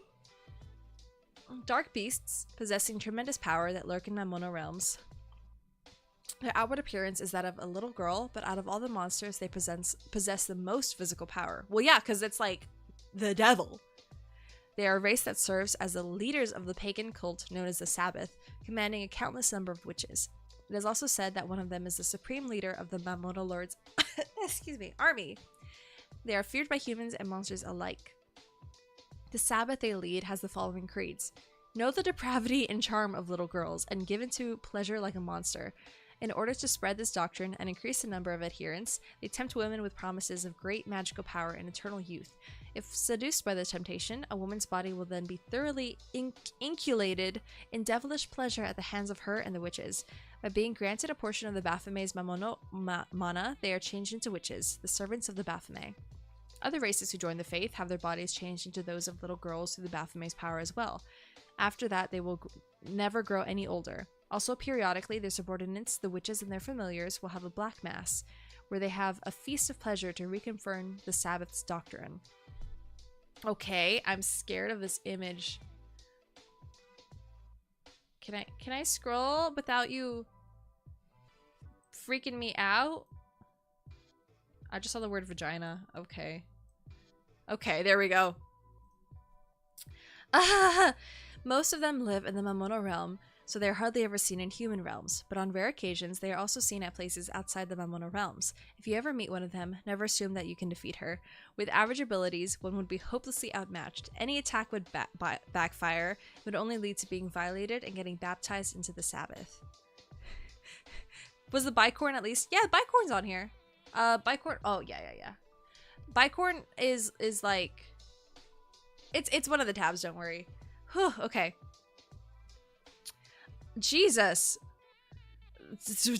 Jesus. Okay. Well, I don't really want to read the rest of this because I feel like YouTube's gonna nuke me. If you're strong enough, they will marry you though. They seek an ideally strong and gentle big brother who is reliable and will shower them with love and affection. Okay. Huh. Okay. A Baphomet. I'm scared. I just want to scroll. I just want to scroll. You know what? Honestly, here, let me cover this. Honestly, maybe I drink too much. And I'm only saying that because it's just like nothing is appealing outright, you know? Whatever. Okay, Emotes. I really should just keep that there. I really should just be keeping that there. I'm gonna try and okay.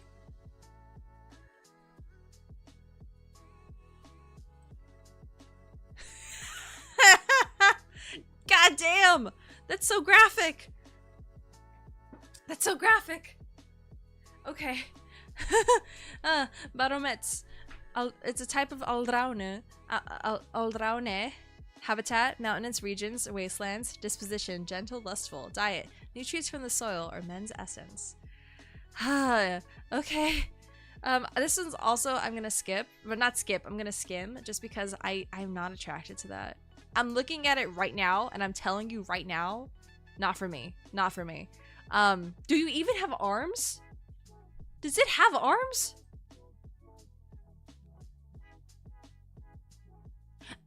No. It also just doesn't have okay, shit. And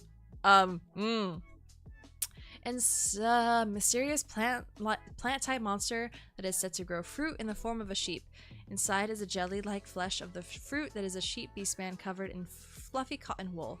The monster uses it to absorb essence which it feeds on by tempting a human man and having sex, and after fertilization it produces seeds. I don't know if it does I can't see arms. I don't even know if I see fingers, honestly. It does? I don't know. Well, it's kind of the same as the aldraune, where like it smells it's inside it, fragrance, journey to reach them. It's all kind of the same as the other chick. If I expand it, I see the fingers poking. Okay, I'm just scared because like, oh yeah, okay, I see the little tiny. That's whole cooter. If a man tries to pull away, the elastic, bouncy flesh of the fruit will push him back, and naturally his hips will crash right into her hips. If he moves even the slightest bit, his hips will bounce because the flesh of the fruit, and if he moves violently, he'll be knocked by the rebound of the fruit, and that is accordingly powerful in return. Once this happens and their hips slam together, both their hips will then rebound, and their hips will be slammed together again and again. As this repeats, they will end up having continuous sex. Man won't be able to stop his hips from bouncing with his own will, and every time his hips crash into hers, he'll be attacked by a burst of pleasure. That's really funny. I'm sorry. That's so funny. What are you talking about? That's so funny. They're just like pop, pop, pop, pop, pop, pop. The exquisite cotton that can be collected from from them remains fluffy no matter how much time passes, and it is possible to pack it without the fragrance and the mamono leaking out, and without it deteriorating. Hey baby, wanna crash hips?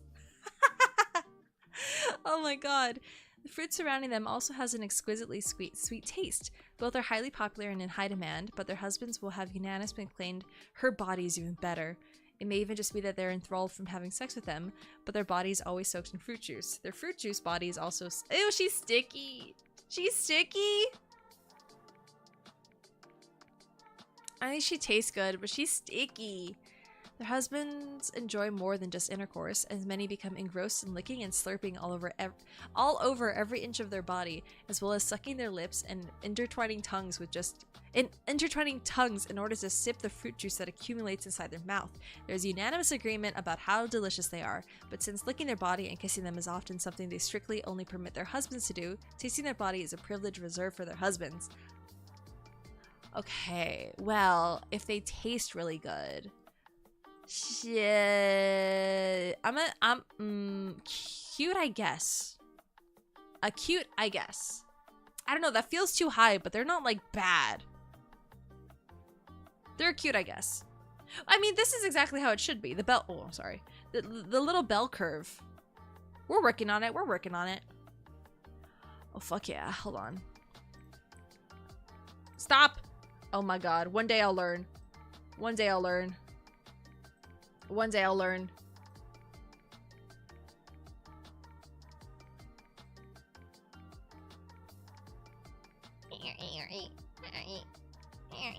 She's pretty. I'll give her that. Jeez. They're drawn so pretty. Hold on, sorry. Lamia, reptile, habitat, caves, desert areas. Disposition, calm, gloomy. Diet, carnivorous. Wild animals, etc. I have to yawn. Ugh. You don't even have to fucking... Oh, don't worry about me, baby. You're going in a heartbeat. I love Lamia so fucking much. A race of Lamia that has the upper body of a woman, the lower body of a snake, and part of their body is covered in plumage. Their disposition is docile and very quiet. Not only are they passive about assaulting men, they won't even get too close to humans. They dwell in quiet locations where there are no signs of people. They have evil eyes with dreadful venom that will ruin a person from just being exposed to their gaze. This extremely potent venom relaxes all the muscles in the prey's body, rendering them unable to move, at the same time causing the prey to heat up with a feeling of ecstasy equivalent to the burning sensation of a monster in heat, and the prey becomes unable to think clearly. Okay, Basilisk, I see you. Furthermore, the essence inside of the prey's body is distorted. The distorted essence leaks from the body much more easily, and when it spills out, the penis swells so much that it looks ready to burst. And even the slightest stimulation will cause a release of semen as if a dam has been broken. Along with this, it makes it much easier to absorb mana into the body, and so it results in a state where conversion into an incubus or monsterization can easily occur. Moreover, the distorted essence is as virulent as the basilisk's venom, and even newly produced essence will be converted into venom that violates one's own body. For that reason, for detoxification, it is necessary to have all the venom sucked out, or have all of the body's essence sucked dry in one session at the hands of a monster. Oh my god. Oh my god. In this... Okay, I'm just gonna go ahead. Sorry. Well, I shouldn't be apologizing to you. I should be apologizing to YouTube. Yeah? Okay. In this matter, they do possess powerful evil eyes, but they can't control them too well. For that reason, they will always hide their face with something such as a mask to seal the power of their evil eyes. With their normal vision obstructed, they use heat sensing and essence detection in place of their field of vision. The mask also has the role of making it so that they won't confirm a man by sight. What the fuck? Oh, why am I dying? Oh, I haven't even been here that long. We have so many to go through. Girl, wake up. This is because, should they catch the sight of a human man, they would become unable to control their love and desire for the man and end up going wild and attacking him. With their evil eyes exposed, even if they can't control the power of their eyes, they follow their monster instincts unconsciously and direct their deadly venomous gaze towards a man. The man will be reduced to mere prey waiting to be eaten as they coil their serpentine body around his body. After entwining their womanly body and gluing both bodies together, they will persistently copulate over a long period of time until all the man's semen is milk dry and the venom is removed. While their hips are glued together and the semen is being released, they will continuously gaze at the man who has gone from being their prey to their husband, with their evil eyes full of obsession in a manner befitting of the Lamia family. And then they'll fill their husband's body with venom imbued with their love and ruin him with the pleasure of ejaculating within her incessantly. They possess dangerous, evil eyes, but as long as no unforeseen accident occurs, luckily, they almost never take off the mask themselves. Before they take off the mask and lose control of themselves, they do have weak points as well. If they sniff a man's body odor from up close or have a man whisper in their ears, they would turn bright red and collapse. According to them, it seems the stimulation is too intense when wearing a mask. Oh, so that's S tier. And they're drawn so nice, too. Okay, Jesus Christ, woman. Let me look at this. Let me look at her. Let me look at her. Oh, I see. That's the mask. Ah, she's fluffy too. I like them. Hi, Salami. Oh, she's got a little chicken. She got little chicken hands. I love Lamia so much. I love Lamia, Charlie. I love Lamia. So yeah, she's in a heartbeat for sure. Okay, now I've learned my lesson. This is gonna be here when I go to Beelzebub. See, I'm smart now because that was so aggressively sexual. You hate snake women? Okay, well keep that opinion to yourself because I'm talking about how much I love them. Also, Beelzebub, immediate no. It's a bug! I don't like bugs, and her butt is fuzzy and... Wagala. I don't like it. A bug-type monster, also referred to as the Lord of the Flies. Their body is small, but they possess a tremendous magical energy, and they fly around the sky at high speed using the wings on their back. They're also called Lord of Gluttony, and their lust and appetite are extremely ravenous. They're dangerous monsters. Whenever they see food, they devour it all. Yeah, because you're freaky, nasty! They're capable of eating anything, but what they prefer most is the sweat and saliva of humans. And semen of humans. To them, human men are a treat that is prioritized above all else. If there's a man in front of them, they'll thoroughly lick up the sweat all over his body, thrust their tongue in his mouth, and greedily slurp his saliva and I mean, this is just the same as the the tongue one from the beginning, but like worse because it's a bug, and I've said my piece on them. I even skipped all this. Violent, selfish, lustful, their diet, they're omnivorous. Will eat almost anything, have a preference for human fluids. Is that vegan? Imagine Beelzebub from SMT being lustful. Ugh. Well, oops.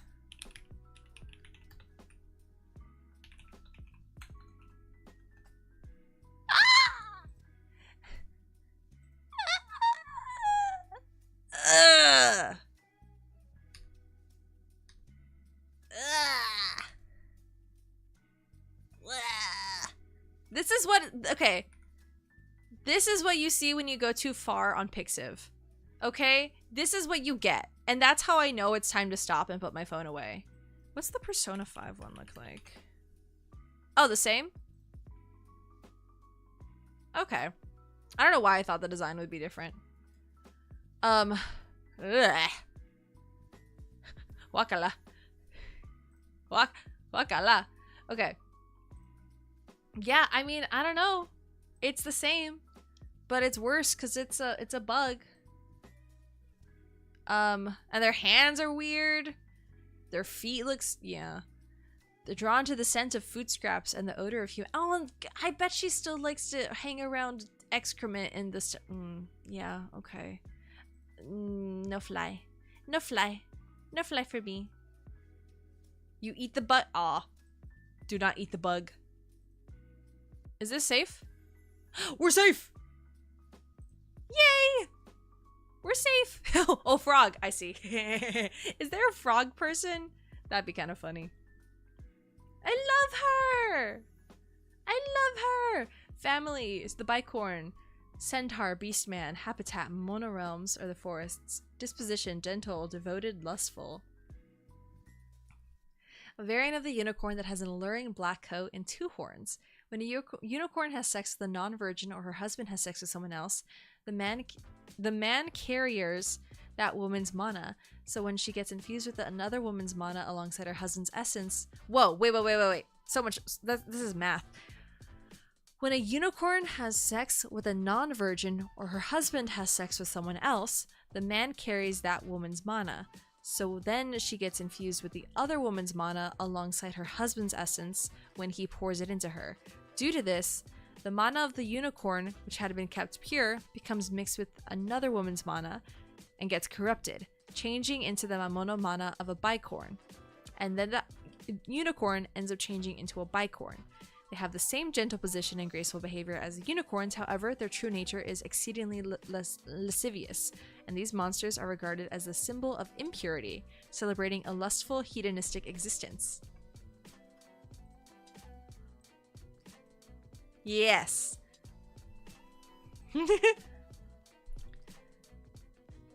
Oh, that's safe? Yeah. Though wildly lustful, they do not forcibly rape men, but they are adept in the ways of arousing lust in men.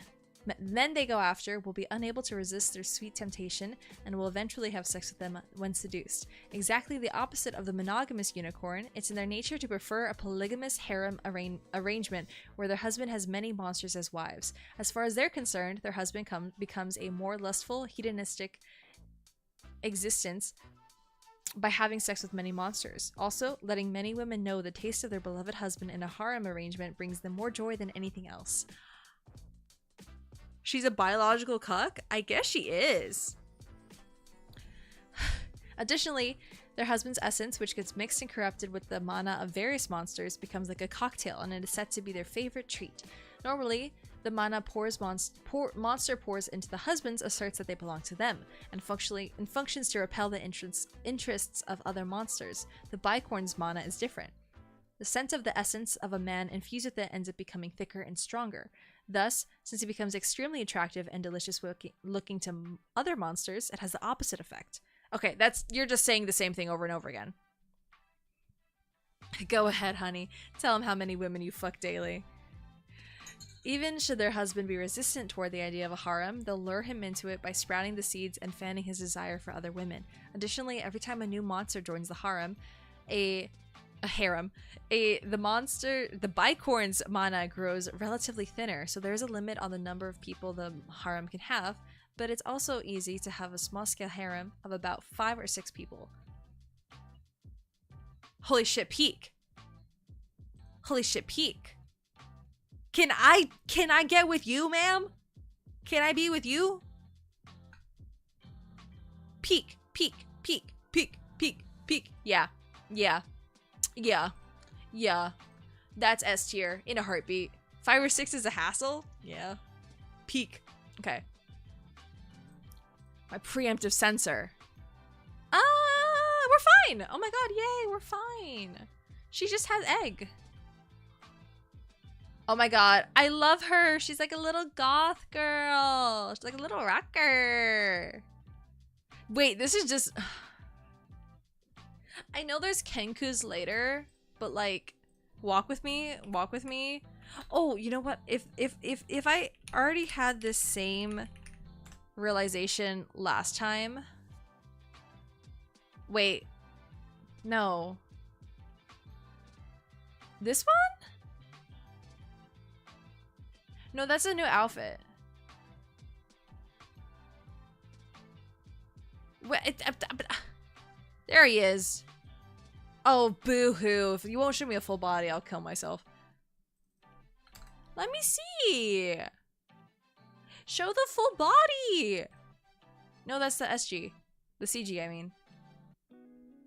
Whatever. I'm gonna kill myself. Anyway, that's the first thing I thought of. Thought of Haka. She's an alt girl. She's an alt daddy. She's like an actual bird where she breaks the egg. I don't know. She's a harpy woman? You remind me of a guy. Well, I mean, I keep thinking the fucking chimera. Ah! No, that's fine. That looks like Hazumi to me.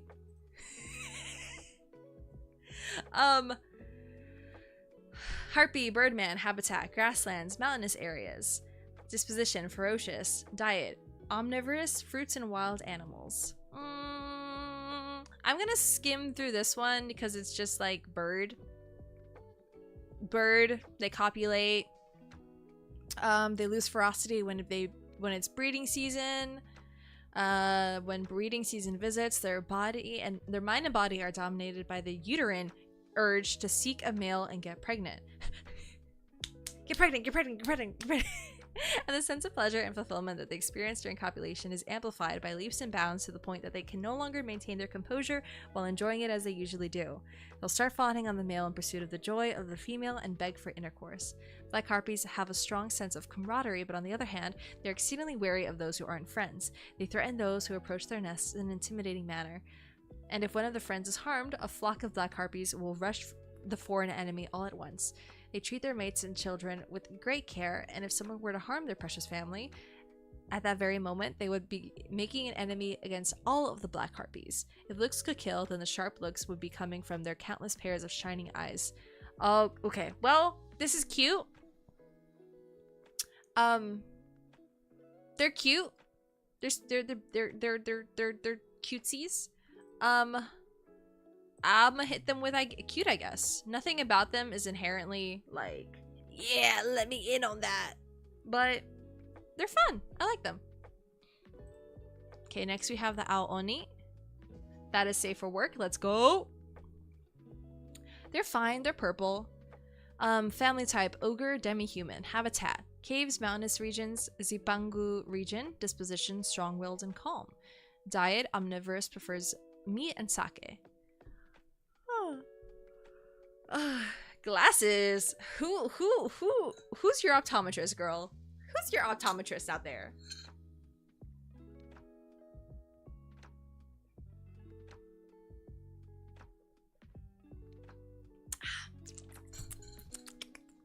Sorry. Oh Jesus. Okay. They only rape men when they're sober? Just like the Akaoni, sake is their favorite thing, and if there's a guy they like, they'll probably aggressively invite him to go drinking. However, they aren't able to handle their liquor at all. Rather, they get dead drunk from just drinking a lot of sake, and once they get drunk off sake, rationality, self-control go out the window. Girl, real.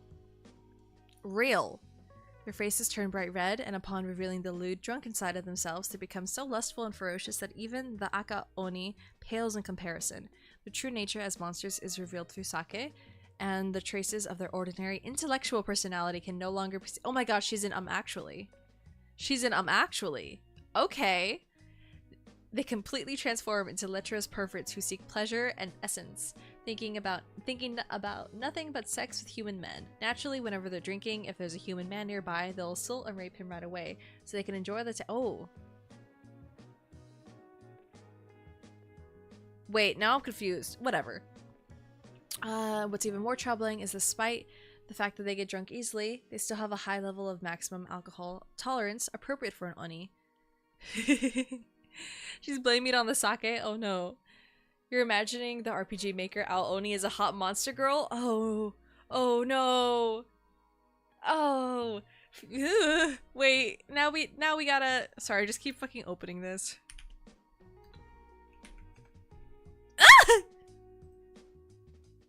Yeah. Oh my god. Guys, imagine that touching you.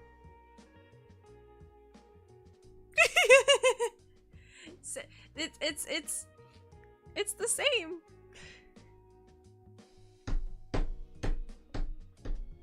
Those hips don't lie. Yummy. Yo, look at that. Oh. Oh. Yup. Yeah. Oh. Oh, look at that. Oh. Oh, baby. Oh, mama.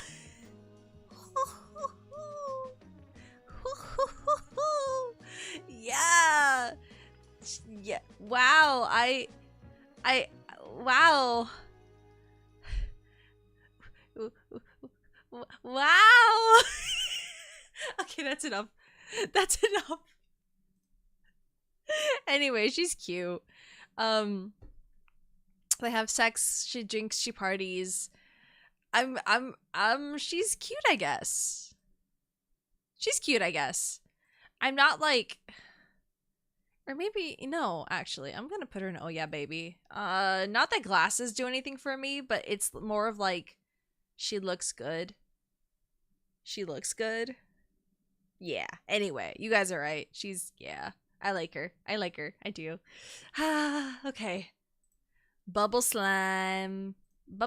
Oh, yep, that's a penis. That is a penis. Okay. Huh. How far down can I scroll? Gatekeep girl boss drunk assault. Jesus. I wish I could save playlists, man, because some of these songs are awesome. I just have to end up forgetting about it. Certified hood classic. Alright. Well, okay, here's my thing. And it might come later. It might come later. But the type of slime I like is not the drippy, goopy kind. I like the slimes that are like this. I mean, that's just a lot of them. But I like them like this. Or like full-on RPG, a ball that sucks you up. That's what I like. And this is Goopy McGee. I don't think I like Goopy McGee. And I know that might be a controversial opinion, but Goopy McGee is not my taste. Family type: slime, semi-liquid. Habitat: wet areas. Oh, ew, she hangs out in the sewers. Girl, dude, she smells like shit. Guys, she probably smells like doo-doo. I'm not sticking my dick in that. Men's semen, sweat, and saliva is their diet. A type of slime that lives in dark, wet places like sewers and they are intelligent enough to speak human words, but their thinking processes are extremely simple. Guided by instinct, they wander in search of prey. They produce a strong odor from their liquid bodies, so one will. Well, yeah, the odor is stinky. I know that's not canon, but whoa, wait, no, it is canon. Wait, it is canon. It's they're literally like, bro, they fucking stink. It's canon. It's said that they produce an offensive odor because they live in terrible environments. Their bodies take in toxins, converting them into harmless substances, and release it. For that reason, if you take them out of the sewers or other areas and live in a clean place for a while, their foul odor will completely disappear. Once the foul odor is gone, they release a good scent that is surprisingly distinct. The odor sensed by men who become dependent on bubble slimes is a likely powerful version of this. But you stink. You stink nasty. No, I'm not sticking my dick in doo-doo. No. The real demon all along was alcoholism. You're still on the oni thing. You're incensed. Yeah. Okay. Let's go to the bunny yip. Bunny yip safe? Bunny yips are safe. They're so cute. I'm gonna put that in S. I'm putting her in S immediately. Oh my god. Lamia reptile. Habitat: the water side of rivers and lakes. Disposition: ferocious, timid, and cowardly. Bitch, is she ferocious or cowardly? Diet: carnivorous, wild animals, etc. A kind of lamia that lurks by watersides. Their body is covered in fur and their eyes emit an uncanny light. They have a large build for lamia monster, and both possess superhuman strength and agility, using their long tail as a launch to spring themselves as prey. What the fuck?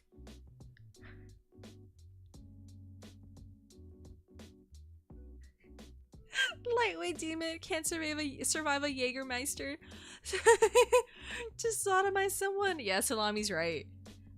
See, when I drink beyond my limits, I pass the fuck out, and that's a done deal.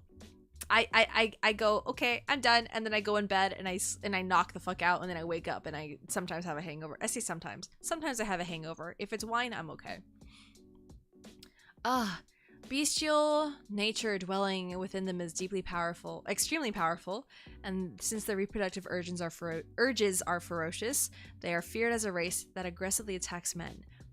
Despite the ferocity of their appearance, on the contrary, normally they are so quiet that it's eerie, and they live by concealing their body in water in order to hide. For that reason, they are frequently mistaken as beasts with bird beaks, and beasts with a giant tail. What do you mean bird beak?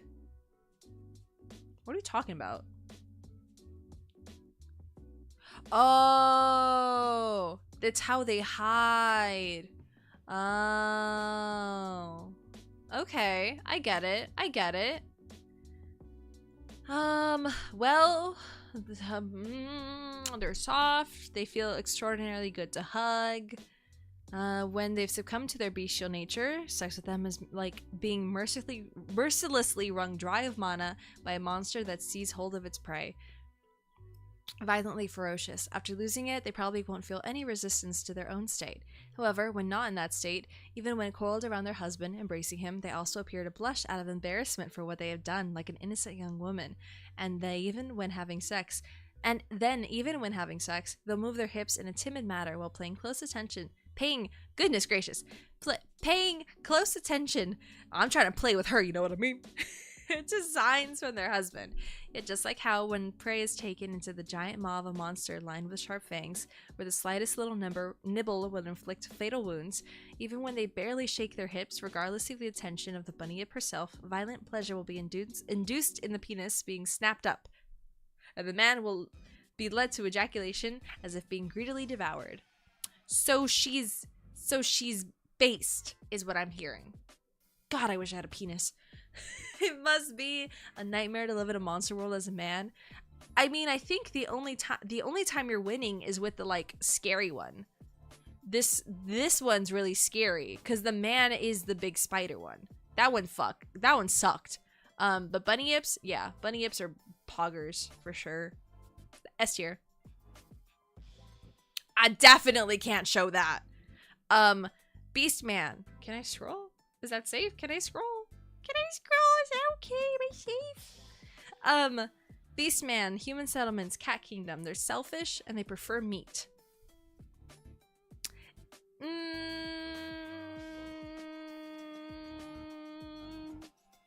I'm skimming through. Kate Sith. Sith Plagueis.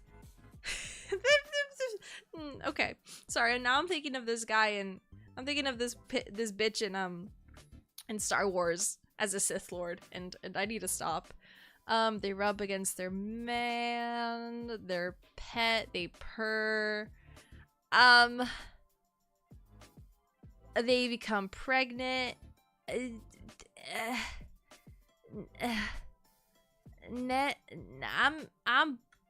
I'm chilling. I'm scared to scroll. It's like right there. Cat Kingdom with a god Bastet. Cat Paradise, Slay. Men are obligated to spoil cats given to their demands, whether by playing with them or mating with and impregnating them. It also seems that tormenting a cat is a serious crime, and they'll turn into a cat toy, be played with. I don't feel anything. Maybe if you paid me? I don't know. It's not my type of furry. It's not what I go for when I like furries. Truthfully. Sorry. Sorry, cat. Cancer? Definitely can't show that one either. What do they mean when they turn into a cat toy? Like, the cats play with the penis 24 hours a day. If that's their crime. Also, this crab... I don't want to fuck a crab. I'm putting that in not in a million years. I'm not fucking a crab. I'm not having sex with a crab, bro. Cancer. Crustacean.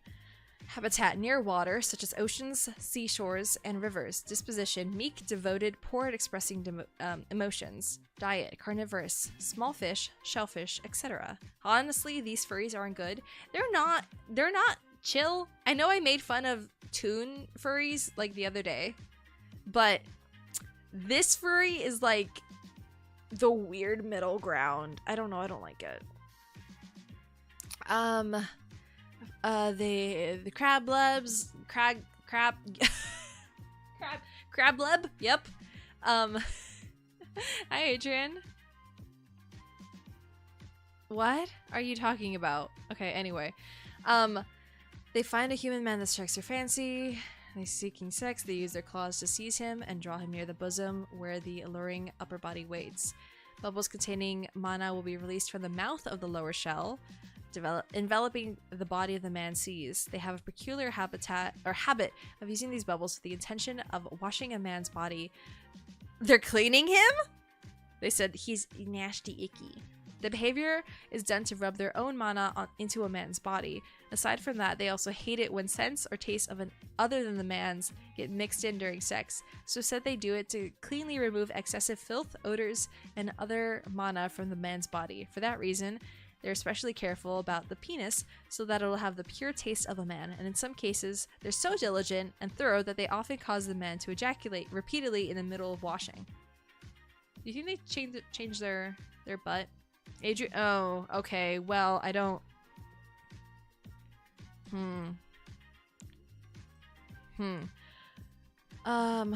let's see, I'm gonna scooch this, please don't, my bad, I should have given that more leeway. They're poor at expressing emotions. I mean, I don't know.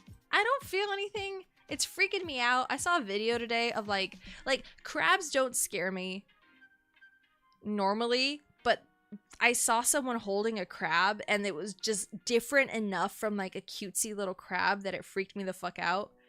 So I was like, and now I see this today. The clattering noises with the pins. Oh no, I'm chill. I'm chill actually. I'm like so chill. No thanks. Are you gonna jump scare me right now? Is that okay? We're safe. Thank you, Joseph, for subscribing. Centaur, we're safe. This is the one that looked like Zelda to me. Centaur Beastman, habitat, plains and forests. You feel like close-ups of with close-ups of cute bugs. It ruins it. It totally like takes you out of it. Ugh.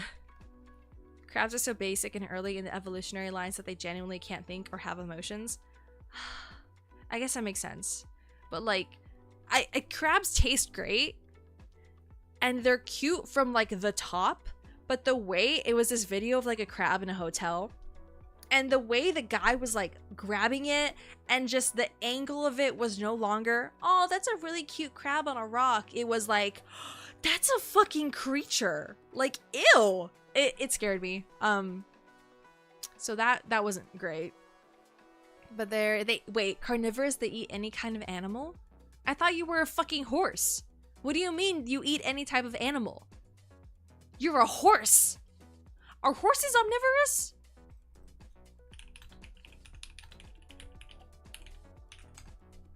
No, they're herbivores. Why the fuck is this bitch eating meat? That's a person on top. Oh, well, yeah, but it's fine. It's fine. What does eat the shit out of baby chickens? Have I seen the videos of horses eating chickens? No, I haven't. No, I've not. Horses are omnivores. They're herbivores. Their teeth are flat as fuck. When I'm bored, I watch horse dentist videos.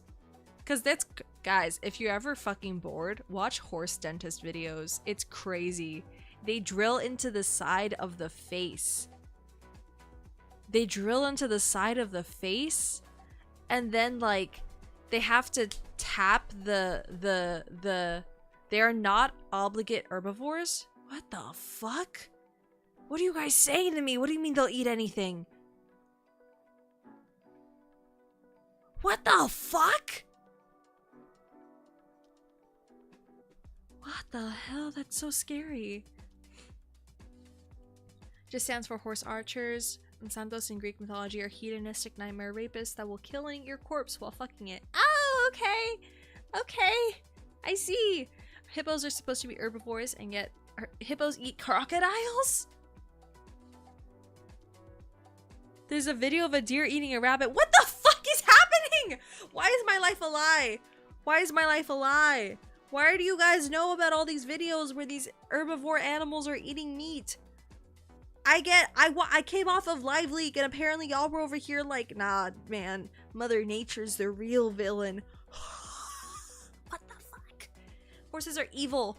They let birds sneak into their barn so they could stomp. What the fuck? Oh my god. Crows will eat squirrels. Okay, but crows eating squirrels, that makes sense because crows are like kind of not vultures. Yeah, they're like scavenger birds. That I understand. The rest of this? Oh my god. Obligate herbivores can only eat plants. Not many are obligate. What the fuck? I didn't know. Wait. I didn't know horses can eat candy? What do you mean they can eat candy? I've only seen apples, carrots, and hay. And then like, I don't know. Oh, cows. Wait, cows eat squirrels. No, you did say cow. I'm stupid. Cows eat squirrels? What the fuck? I'm scared now. I'm so scared right now. What the hell? What the fuck? Not the moose. Not the little moo-moos. Oh my god. Okay. Well, kangaroos eat each other? Oh my god. I'm scared now. My whole life is a fucking lie. What do you mean? What? Okay, damn. Jesus. A beastman type monster with the upper body of a human and the lower body of a horse, most of whom live in the grasslands and plains. They're excellent warriors, wielding swords and bows. Most of them place great importance in one's pride as a warrior, and they're normally calm and rational. They won't attack humans. They have a violent and lustful disposition. They lose control unexpectedly and reveal their true nature. In the case of extreme individuals, just being touched by a human man will make them go wild with lust, revealing their ferocious and lustful nature, in accordance with their hot, throbbing body. Okay. They'll attack the man extra savagely in proportion to how much they normally restrain themselves and enjoy the pleasure and sex they wanted so badly. They're even more troublesome when they come back to their senses and calm down after attacking the man. When they're calm, they have an extremely strong sense of purity, and they may have an outburst of anger as soon as they come back to their senses. They chase him around, demanding he take responsibility. However, their devilish nature, which is their true nature, says takes responsibility. So they can get the man and whisper to them, have sex with the man and indulge in pleasure to your heart's content. Jesus. Deers will eat the bones and antlers of dead deer so they get more calcium.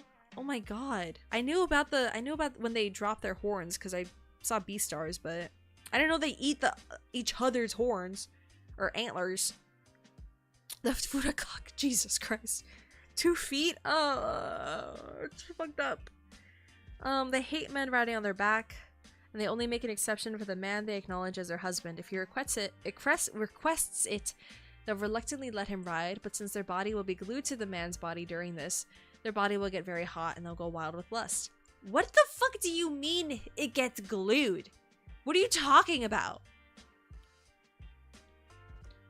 By the time the man arrives at his destination riding on them, they'll be totally ready for intercourse, and he's liable to get attacked once they become unable to bear the heat and desire. All monsters in the centaur family have another cooter, aside from the cooter located at their rear, which they've had since the era of the former Mamono lords. It's at the front, at the boundary of the— Ah! Boo! Boo! There's 2, and it's in a weird spot. Why is it in the why is it in the front? That's so weird. Why is it in front? This is taking forever to load. Why is it taking forever to load? Hurry up! Ah! One in front, one in back. There's one here and there's one. Why is it in the front? That's really weird to me. That's so strange. Anyway, they're fine. They're fine. They can have sex with a man to become pregnant no matter which one is used. The rear vagina is also changed to become small and tight, capable of squeezing, matching the human size so it's suitable for intercourse with a human. Okay. Well, frankly, I think that's a pussy move of them to have two holes instead of 1 hole. Or I guess to have 3 holes instead of 2, whatever. I'm gonna rate it like a cute, I guess. That's really freaking me out. The one in the front is like legitimately wigging me out. I don't know why. I don't know why. I can't tell you. Okay. Let's bring the sensor back down and see what we're left with for Charybdis. Definitely.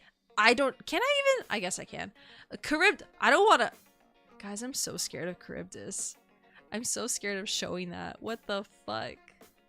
I'm so scared of showing that. That is so crazy.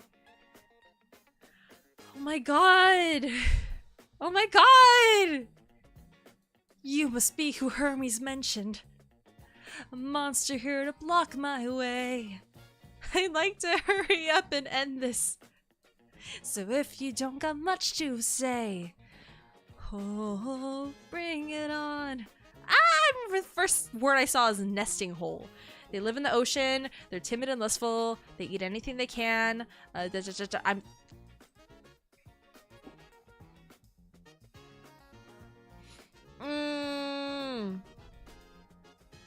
I is that a barnacle? I don't know, man. She's actually my stream. Okay, we're okay. I opened it in a new tab so that I may read it on my own, because that was kind of crazy. That was kind of crazy. Okay, hold on now. Let me read this out loud for you guys. Jesus, hold on. I have too many things. Too many fucking tabs. So we're not talking about her. Okay. I have too many fucking tabs open, guys. Charybdis is a monster that lives fixed to the bottom of the sea in a nesting hole like an acorn barnacle. Oh my god, you're right. Ew, that's even... Ugh. They don't turn into something and set a trap, but due to their nature, they are classified, as a kind of mimic. It is said that there is another dimension conjured from the magic that extends inside their nesting holes in the same way as other mimics. Considered mana, or condensed mana, is contained within their bodies, so they occasionally release it through holes in their exoskeletons. Due to this, air bubbles often rise from their nesting holes. Ew. It just looks like she's in a bathtub tooting. I don't like that. In order to get human man for food and breeding, they periodically generate huge whirlpools focused around their nesting holes. Everything above their hole gets sucked inside. Although they are timid, they are extremely lustful, and when they suck a man into their nesting holes, they spread their cooter open with their own fingers and tempt the man. From their open cooter, they release so much condensed mana that it makes the energy released from the holes. They did say feeding, yeah. Makes the energy released from the holes in their exoskeleton seem like nothing. The man is showered in it, and in moments his penor will likely thrust inside the cooter as if it has been sucked in. Charybdis are extremely greedy, so once they have a cooter inside, they have a penor inside their body, they entwine their arms and legs around the man, binding him. They covetously suck the penor in order to gain more pleasure, trying to guide it deeper and deeper inside. Also, the holes in their exoskeletons have walls that are very sensitive to pleasure. Though it is slight, from these holes, even from the open mouth from which they speak, they release mana to seduce the men. Men are attracted by it. It's probably that way so they can indulge in many pleasures, sucking a penor from every one of their holes. I don't like this. Through the whirlpools, they often swallow up whole ships, including all the sailors, but all men except those who strike their fancy are spat out of the nesting hole. Some of the men spat out find themselves washed ashore on the beach when they regain consciousness, but most of them are captured by monsters lurking near Charybdis. When they come to, they find themselves in the middle of having sex with them. But due to these opportunities, there are normally a lot of Scylla in particular that lurk around the Charybdis nesting holes to aim for men that are spat out.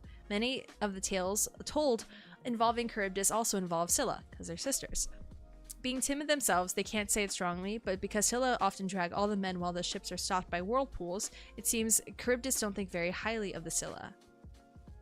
Okay. Well, frankly, them coming out of essentially a barnacle really doesn't do well for me. So maybe if you paid me? Yeah. Okay, next is the Cheshire Cat. We okay? We're safe! Let's go! Okay, we're safe. Aren't you gonna drown? Well, I think it's that, like, they're still only human-sized. So they're just kind of standing in front, I guess? I'm not sure. You have to pay me for it, and then we'll figure it out. Family type: cat, beast man. Habitat: wonderland. Disposition: lustful, mean, capricious. Diet: omnivorous, prefers meat. Oh, I can see why she's popular. A race peculiar to Wonderland, the Cheshire Cats are the guides of this curious and lewd kingdom. The progenitor of this race was a were-cat that wandered into Wonderland and hit it off with the Lady of the Land, the Queen of Hearts. Because of a common love of mischief, she was given power as a servant of the Queen. Cheshire Cats are always grinning and smiling lewdly with a lustful and unpredictable personality. They love fun and lewd things, and tease those who wander into Wonderland with obscene words, whether male or female, making overt sexual overtures and enjoying the person's reaction. Their duty is to guide the visitors of Wonderland, but with their guidance, what lies ahead is a variety of curious and obscene occurrences. Reminder that the Queen of Hearts is an Alice. Oh shit, okay. Like sex-crazed monsters that are after the visitors, etc. They're overjoyed, and the smile on their face further deepens when they see visitors getting teased by them, and they end up in sexual situations. If they have the ability to appear freely and disappear. As long as they're in Wonderland, they're monsters that can suddenly pop up unexpectedly anywhere. By the time a visitor notices, they'll be right on top of them, groping their body from behind and making their tongue crawl all over while whispering filthy and dirty words in their ear. The more they mock you, the more they love you. I get it, yeah. Words spun with sweet, enchanting timbre of their voice somehow feel obscene and lewd, even when the topic of discussion is completely unrelated to sex. When they whisper, it easily melts into the hearts of those bewildered by Wonderland.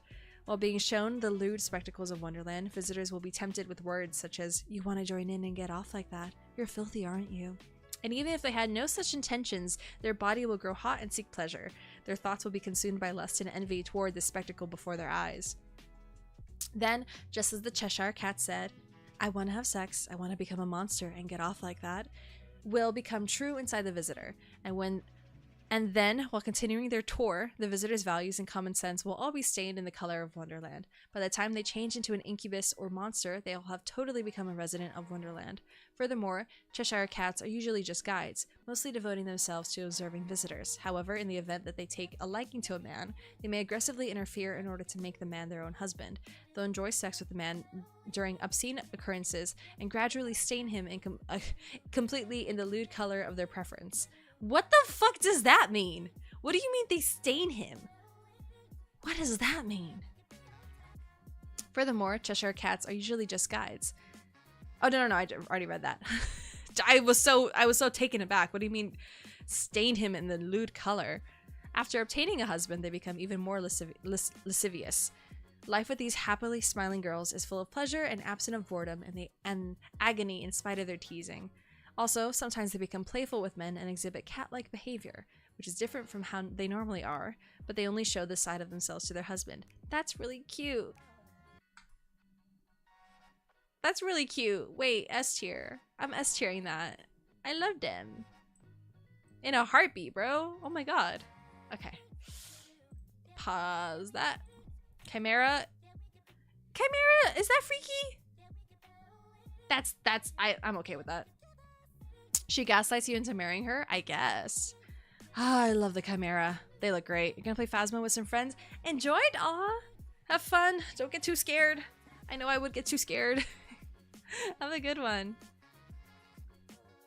Final ones, guys. 1, 2, 3, 4, 5, 6 more. 6 more. We can do it. Girl, wake up. Formerly a hybrid beast born from a combination of several demon beasts via sorcery. Typical individuals are endowed with the various traits and abilities of the demon beasts: lion, dragon, goat, or snake. Their bodies possess the superhuman strength and durability of a dragon, along with the instantaneous power and flexibility of a lion. Furthermore, with high intelligence and magical energy like a Baphomet, they also have the ability to cast spells, and their snake tail is equipped with venom that paralyzes prey. Each of these abilities is a bit weaker compared to the original demon beast, but they're able to effectively use them in combination. On top of that, these astonishing demon beasts can release flames from their head, tail, both arms, firing out flame breaths 4 times in a row like a raging billow. What the fuck? They are equipped with a combination of special traits of various demon beasts, but their most notable aspect is that they possess multiple personalities equivalent to the number of demon beasts they were formed from, all contained within a single body. The disposition and thoughts of each personality are quite different. In the case of a typical individual, they possess each of the following personalities: lion, impulsive, magnificent, and belligerent. Proficient at hunting prey. She will aggressively attack and attempt to mate if there's a human man who strikes her fancy. Dragon, noble, overbearing, and prudent. She will remain relatively calm and composed, even in the presence of a human man. Goat, highly intelligent and of warm disposition, but extremely lustful and calculating. She will spoil a man and lead him to corruption. Snake, deeply jealous and cunning. She's dependent on the man she sees and also excels in making him dependent on her. She will never let a man escape. She looks like she belongs in an anime arena fighter. She looks like a deviant art OC. Let's be real. Jesus Christ. Jesus. I will say the tail is kind of cute. Well, I totally forgot to read all this. Chimera, dark beast, habitat, wastelands, volcanic regions, mountainous regions. Disposition, ferocious. They have various personalities.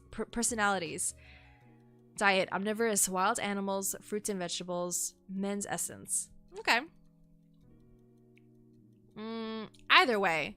It just, you know, if any of their personalities becomes aroused, all of the personalities become aroused without exception, including the normally calm dragon personality. Furthermore, for whatever reason, each personality's desire toward their husband won't be satisfied from just one personality having sex with him. Instead, the other personalities will even get jealous, and the personality that had sex with their husband, and conversely, they will end up rousing all of their urges and desires toward him. With multiple personalities worth of layers and desire and love towards the husband, they'll only finally be able to satisfy their unsettling passion by having sex with each and every one of the personalities.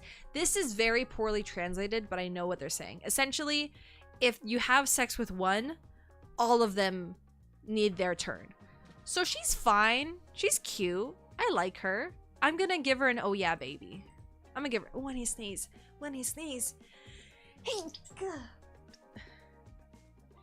Hey, Jesus bless me. Oh my god. Okay, good morning. Anything? Oh, nothing. Yay! Class 10 fatherless behavior. All monster girls have horrible daddy issues, you know, for obvious reasons. I mean, I think unless you're bitten by something, you don't really have parents. I like some Lamia, the cool, sexy one, they turn you into monsters. Some of them kind of teach you how to become a monster, like they coax you into it.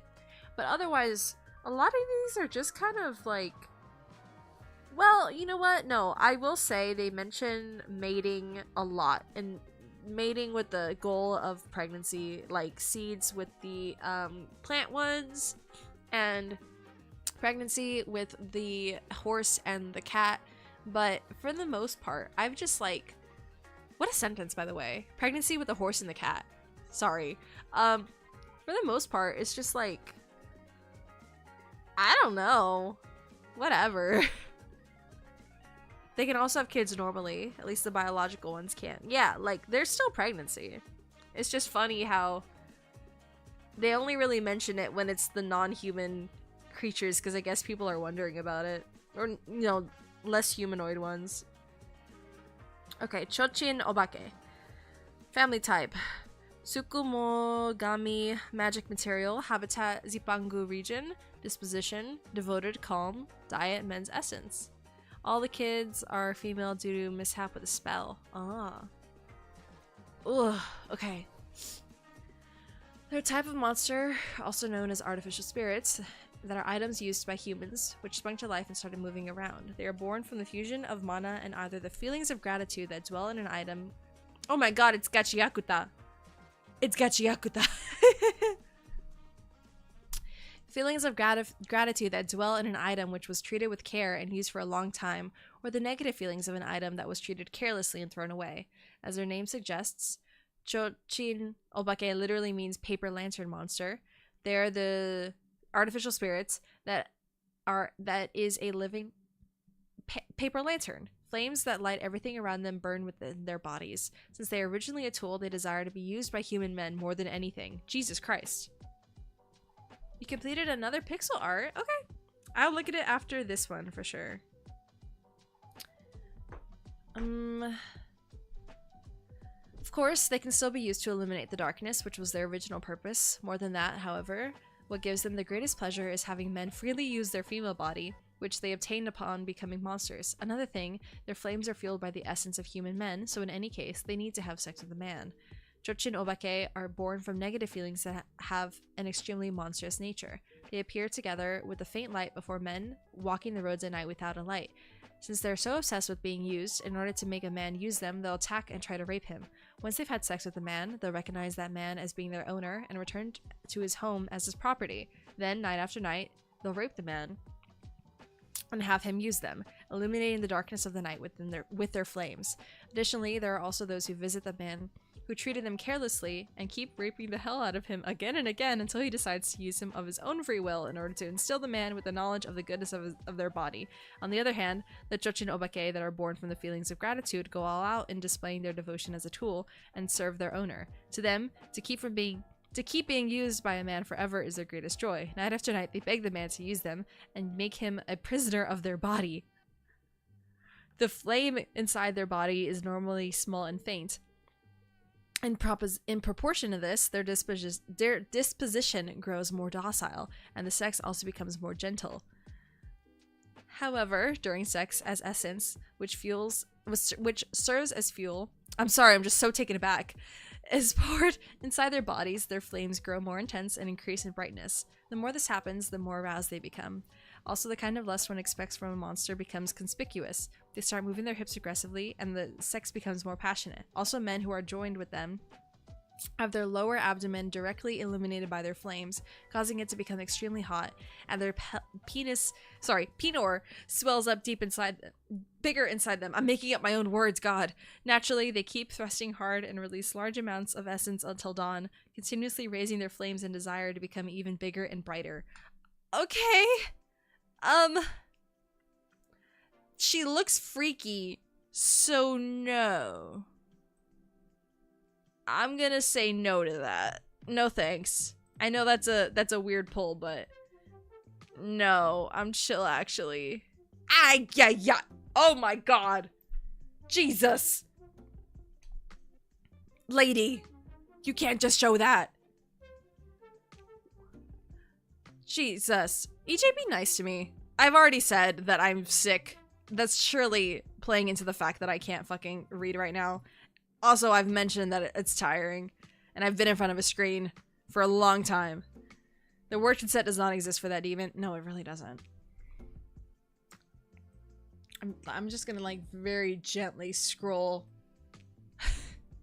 Family type, Harpy Birdman. Oh yes, okay. Look at general chat. Not general chat, my general tag. Oh, that looks cool. Freaky. It's got like a void beam. I like the hands. That looks cool. And then the tail is like a harpoon almost. Good job. Ah, okay. That's Pegasus. I see.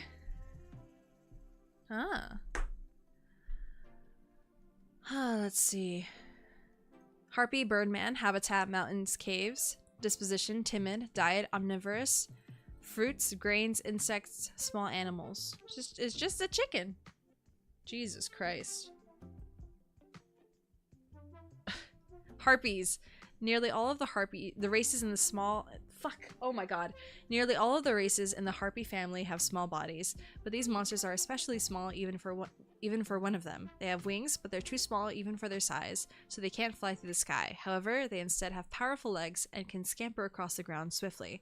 They have extremely timid personalities, and the moment they spot monsters bigger than themselves or human men, they will run away. However, powerful pheromones that attract human men are released from the cockatrice's body, so they have a trait that contradicts their behavior. By means of this trait, cockatrices seek out men with quick legs like them in order to give birth to keen and swift children. Okay. That's so funny. Do you think she like ever chills like she watches the Olympics? She's like, holy shit. Oh my god, dude, look at that mile. Oh my god. Like she just loses her mind. Pheromones they release are so powerful that men exposed to them will drop everything else and start chasing after them. If one gets a whiff of this, do not say whiff of an odor. Do not say that. His own desire will be thrust into their tiny body and be overcome with an unbearable desire to violate them. In other words, they run for the sake of getting caught and violated by men. I'm so scared to read this out loud, bro. Oh my goodness. Okay, my god. The fear, anxiety, they instinctively feel strangely relieved to have safely obtained a husband. Jesus, the tiny body is violently stirred. Don't say screwed. Oh God, whoever translated this is freaking me the fuck out. Comes to the senses and tries to separate them from a panic, and they'll use the petrification ability. Their eyes are endowed to change his hands that are strongly gripping their hips into stone. Oh my God.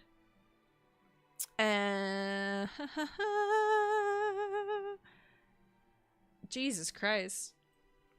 Additionally, in contrast to unmarried cockatrices that run while releasing pheromones, those with husbands do not release pheromones, and if a human man, other than their husband, approaches, they seal his movement through petrification using their eyes and will run away in the true sense. Okay. Honestly, kind of bored by that one. I'm not too particularly interested. They look really weird. So, I'm gonna say Ixnay on the cockatrice. No, I'm not doing that. It's a chicken. It's like a boring chicken too. It's a boring chicken. No way. Let's see. Crow Tengu. Tengu are safe. They're okay. Again, the chicken feet are wigging me out. The chicken feet are wigging me out. Gonna drive home? Alright, be safe, EJ. Remember, eyes on the road. A type of harpy that only inhabits the Zimpangu region. Out of all the harpies, they're the race with the mightiest power. They can fly around the sky at high speed and use skills similar to the magic called Shinzuriki. A race called Daiten is a higher rank variety of crow that exists. The crow Tengu that exists. It is said that nearly all of them serve Daitengu. They normally seclude themselves in the mountains and train their Shinzuriki. They rarely ever show themselves in front of humans. However, it's just that humans also don't notice them. It is said that they often come down to human settlements to menace villains and to investigate and record the deeds of humans along with human bloodlines. They're intellectual for a member of the harpy family, but being monsters, their number one interest is, of course, human men. Most of their investigation and records are likely to end up being mostly about human men that they've taken a liking to.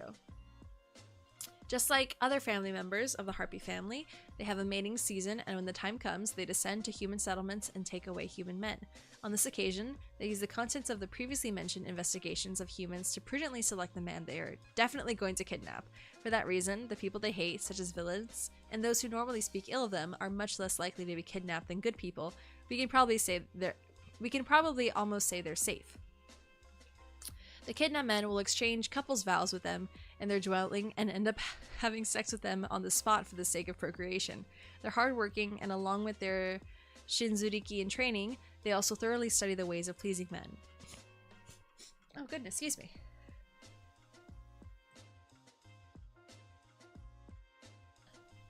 Most men who have sex with them will become enthralled by them after being thoroughly serviced due to their intimate knowledge of a man's weak points based on the contents of their investigations. Then they'll end up living together. They have confidence in their power, and most of them are full of pride. Since they can be hard to please for that reason, it's probably best to avoid provoking them as much as possible. Should one happen to encounter one of them by chance, But on the other hand, since they normally train in the mountains and hardly have any involvement in the wider world, many of them never had the experience of conversing with men, other than their fathers, so there's another side to them. For instance, if a man excessively directs fondness towards them, they might just lose their composure and panic. If one were to say something like, "let's get married," they turn bright red with alarm, which would result in them entrusting their thoughts to the monster's instinct, and one would end up being attacked to end up having sex with them. Okay, well, I guess, hey, that's shortcut. If you tell one let's get married, eventually you will have sex. So, bonus there. I mean, they're fine. They seem cute. They're cute, I guess. There's no, like, negative. There's no crazy negative besides their legs. But all of them have, like, one thing wrong with them. Enough for me to be like, are you sure? Whatever. Okay, let's see. Next, after the Crotengu, is Cupid. Cupid safe. Can I just say, Cupid, immediate S tier. Cupids are immediately S tier. Like, easy, easy, easy S tier, for sure. Bonus there, by Khan, you have to get married. That's true. That's true. They're a type of angel. They live in heaven and human settlements. The disposition is calm, devoted, and quiet. And the diet, the love of human men. Aw, they're just so pretty. They're so pretty. Mid-rank angels that serve the goddess of love, Eros. They have kind-hearted, quiet personalities, and what they love above all else is seeing men and women happily join together. They possess the power to bring all about...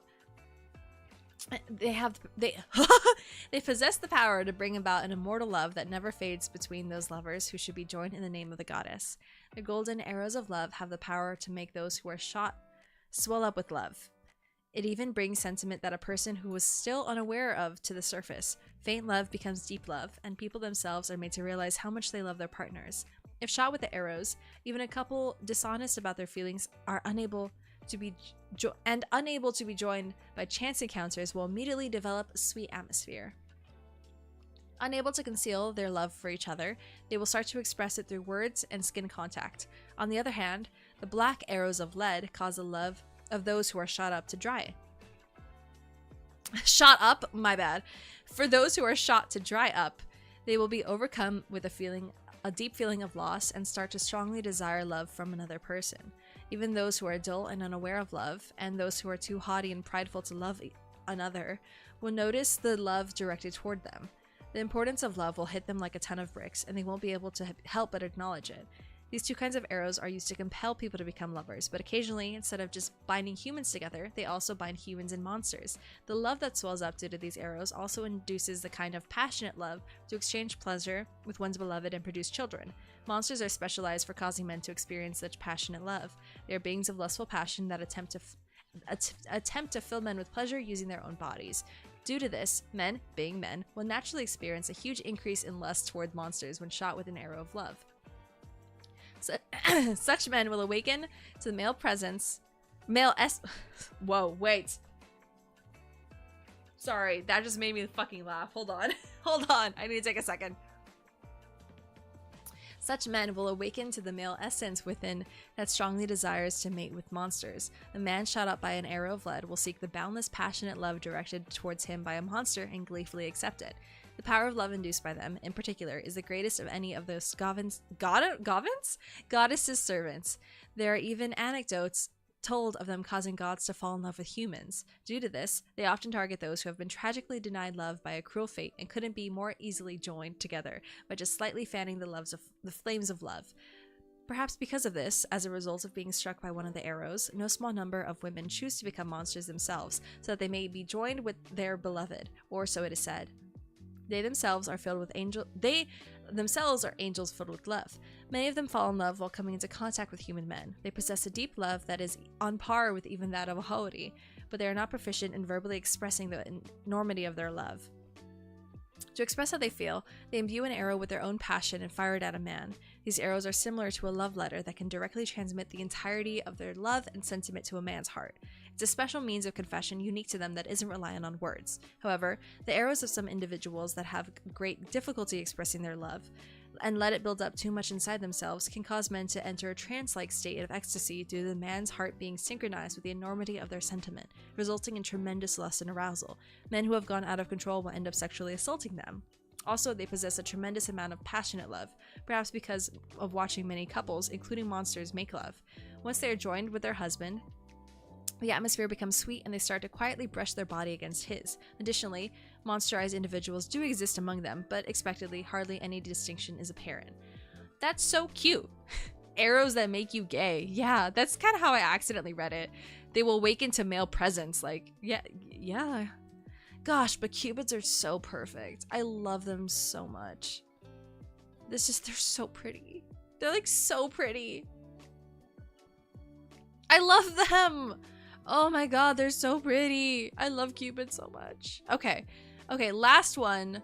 And I'm gonna turn the sensor on just in case. Are we safe? Oh my god, we're safe. Let's go. There's also fallen cupids, like fallen angels.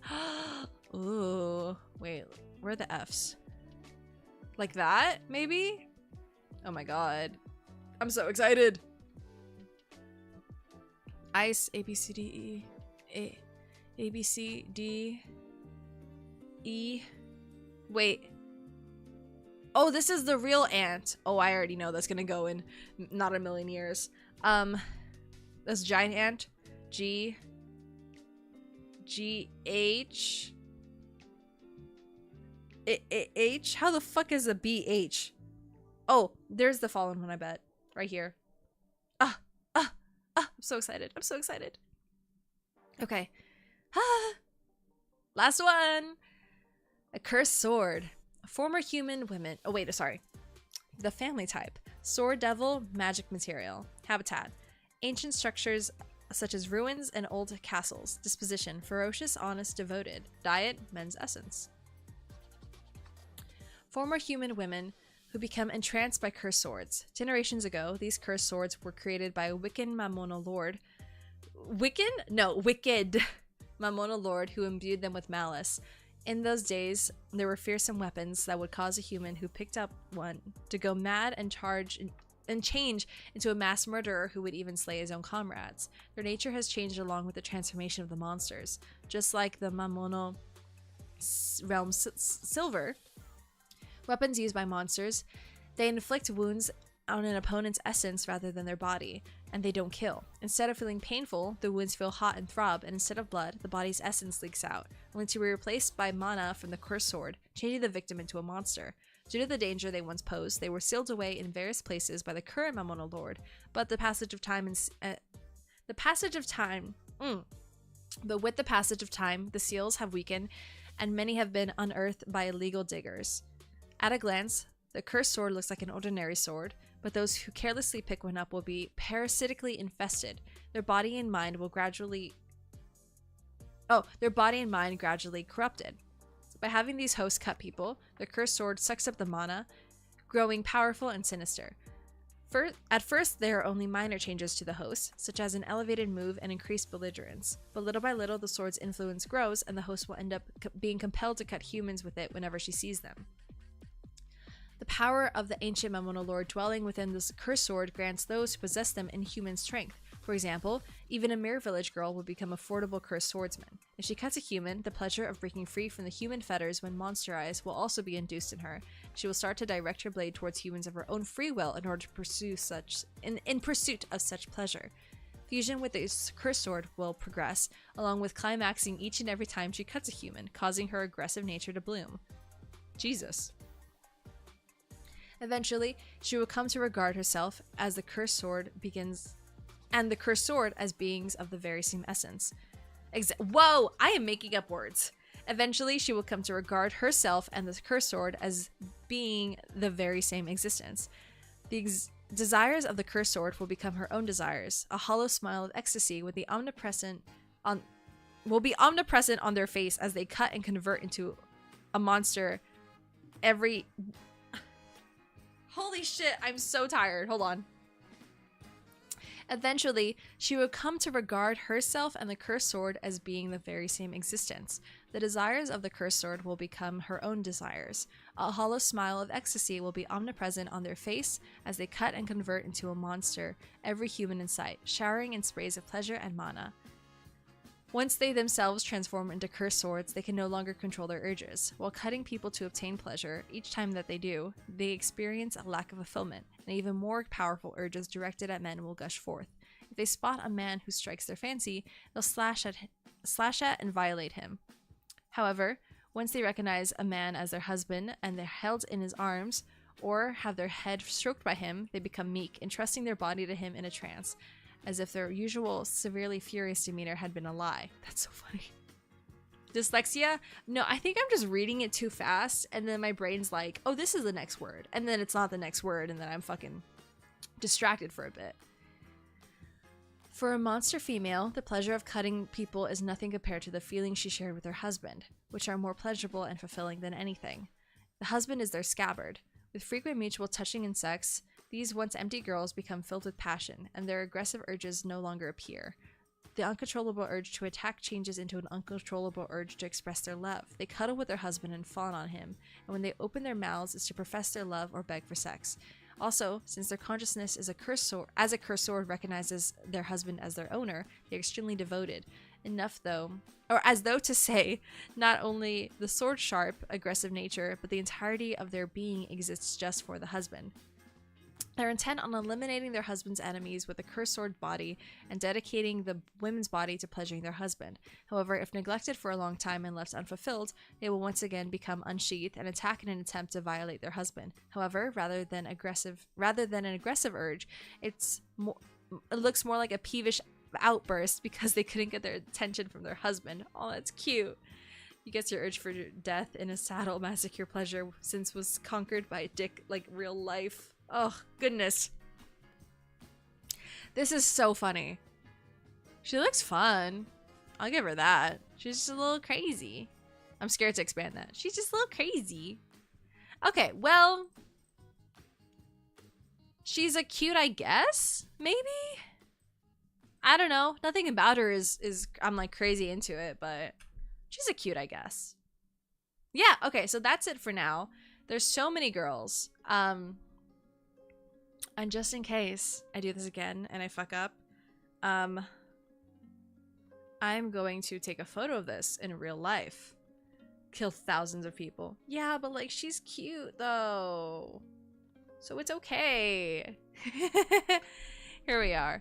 Frankly, the least horrifying parasite monster girl since the host brain and personality are still there. That's true. And they just sort of meld together. But some of these guys are going to be so fucked up. And that is a conversation for another day. So I'm going to go ahead and swap back. I need a sneeze though. I need a sneeze.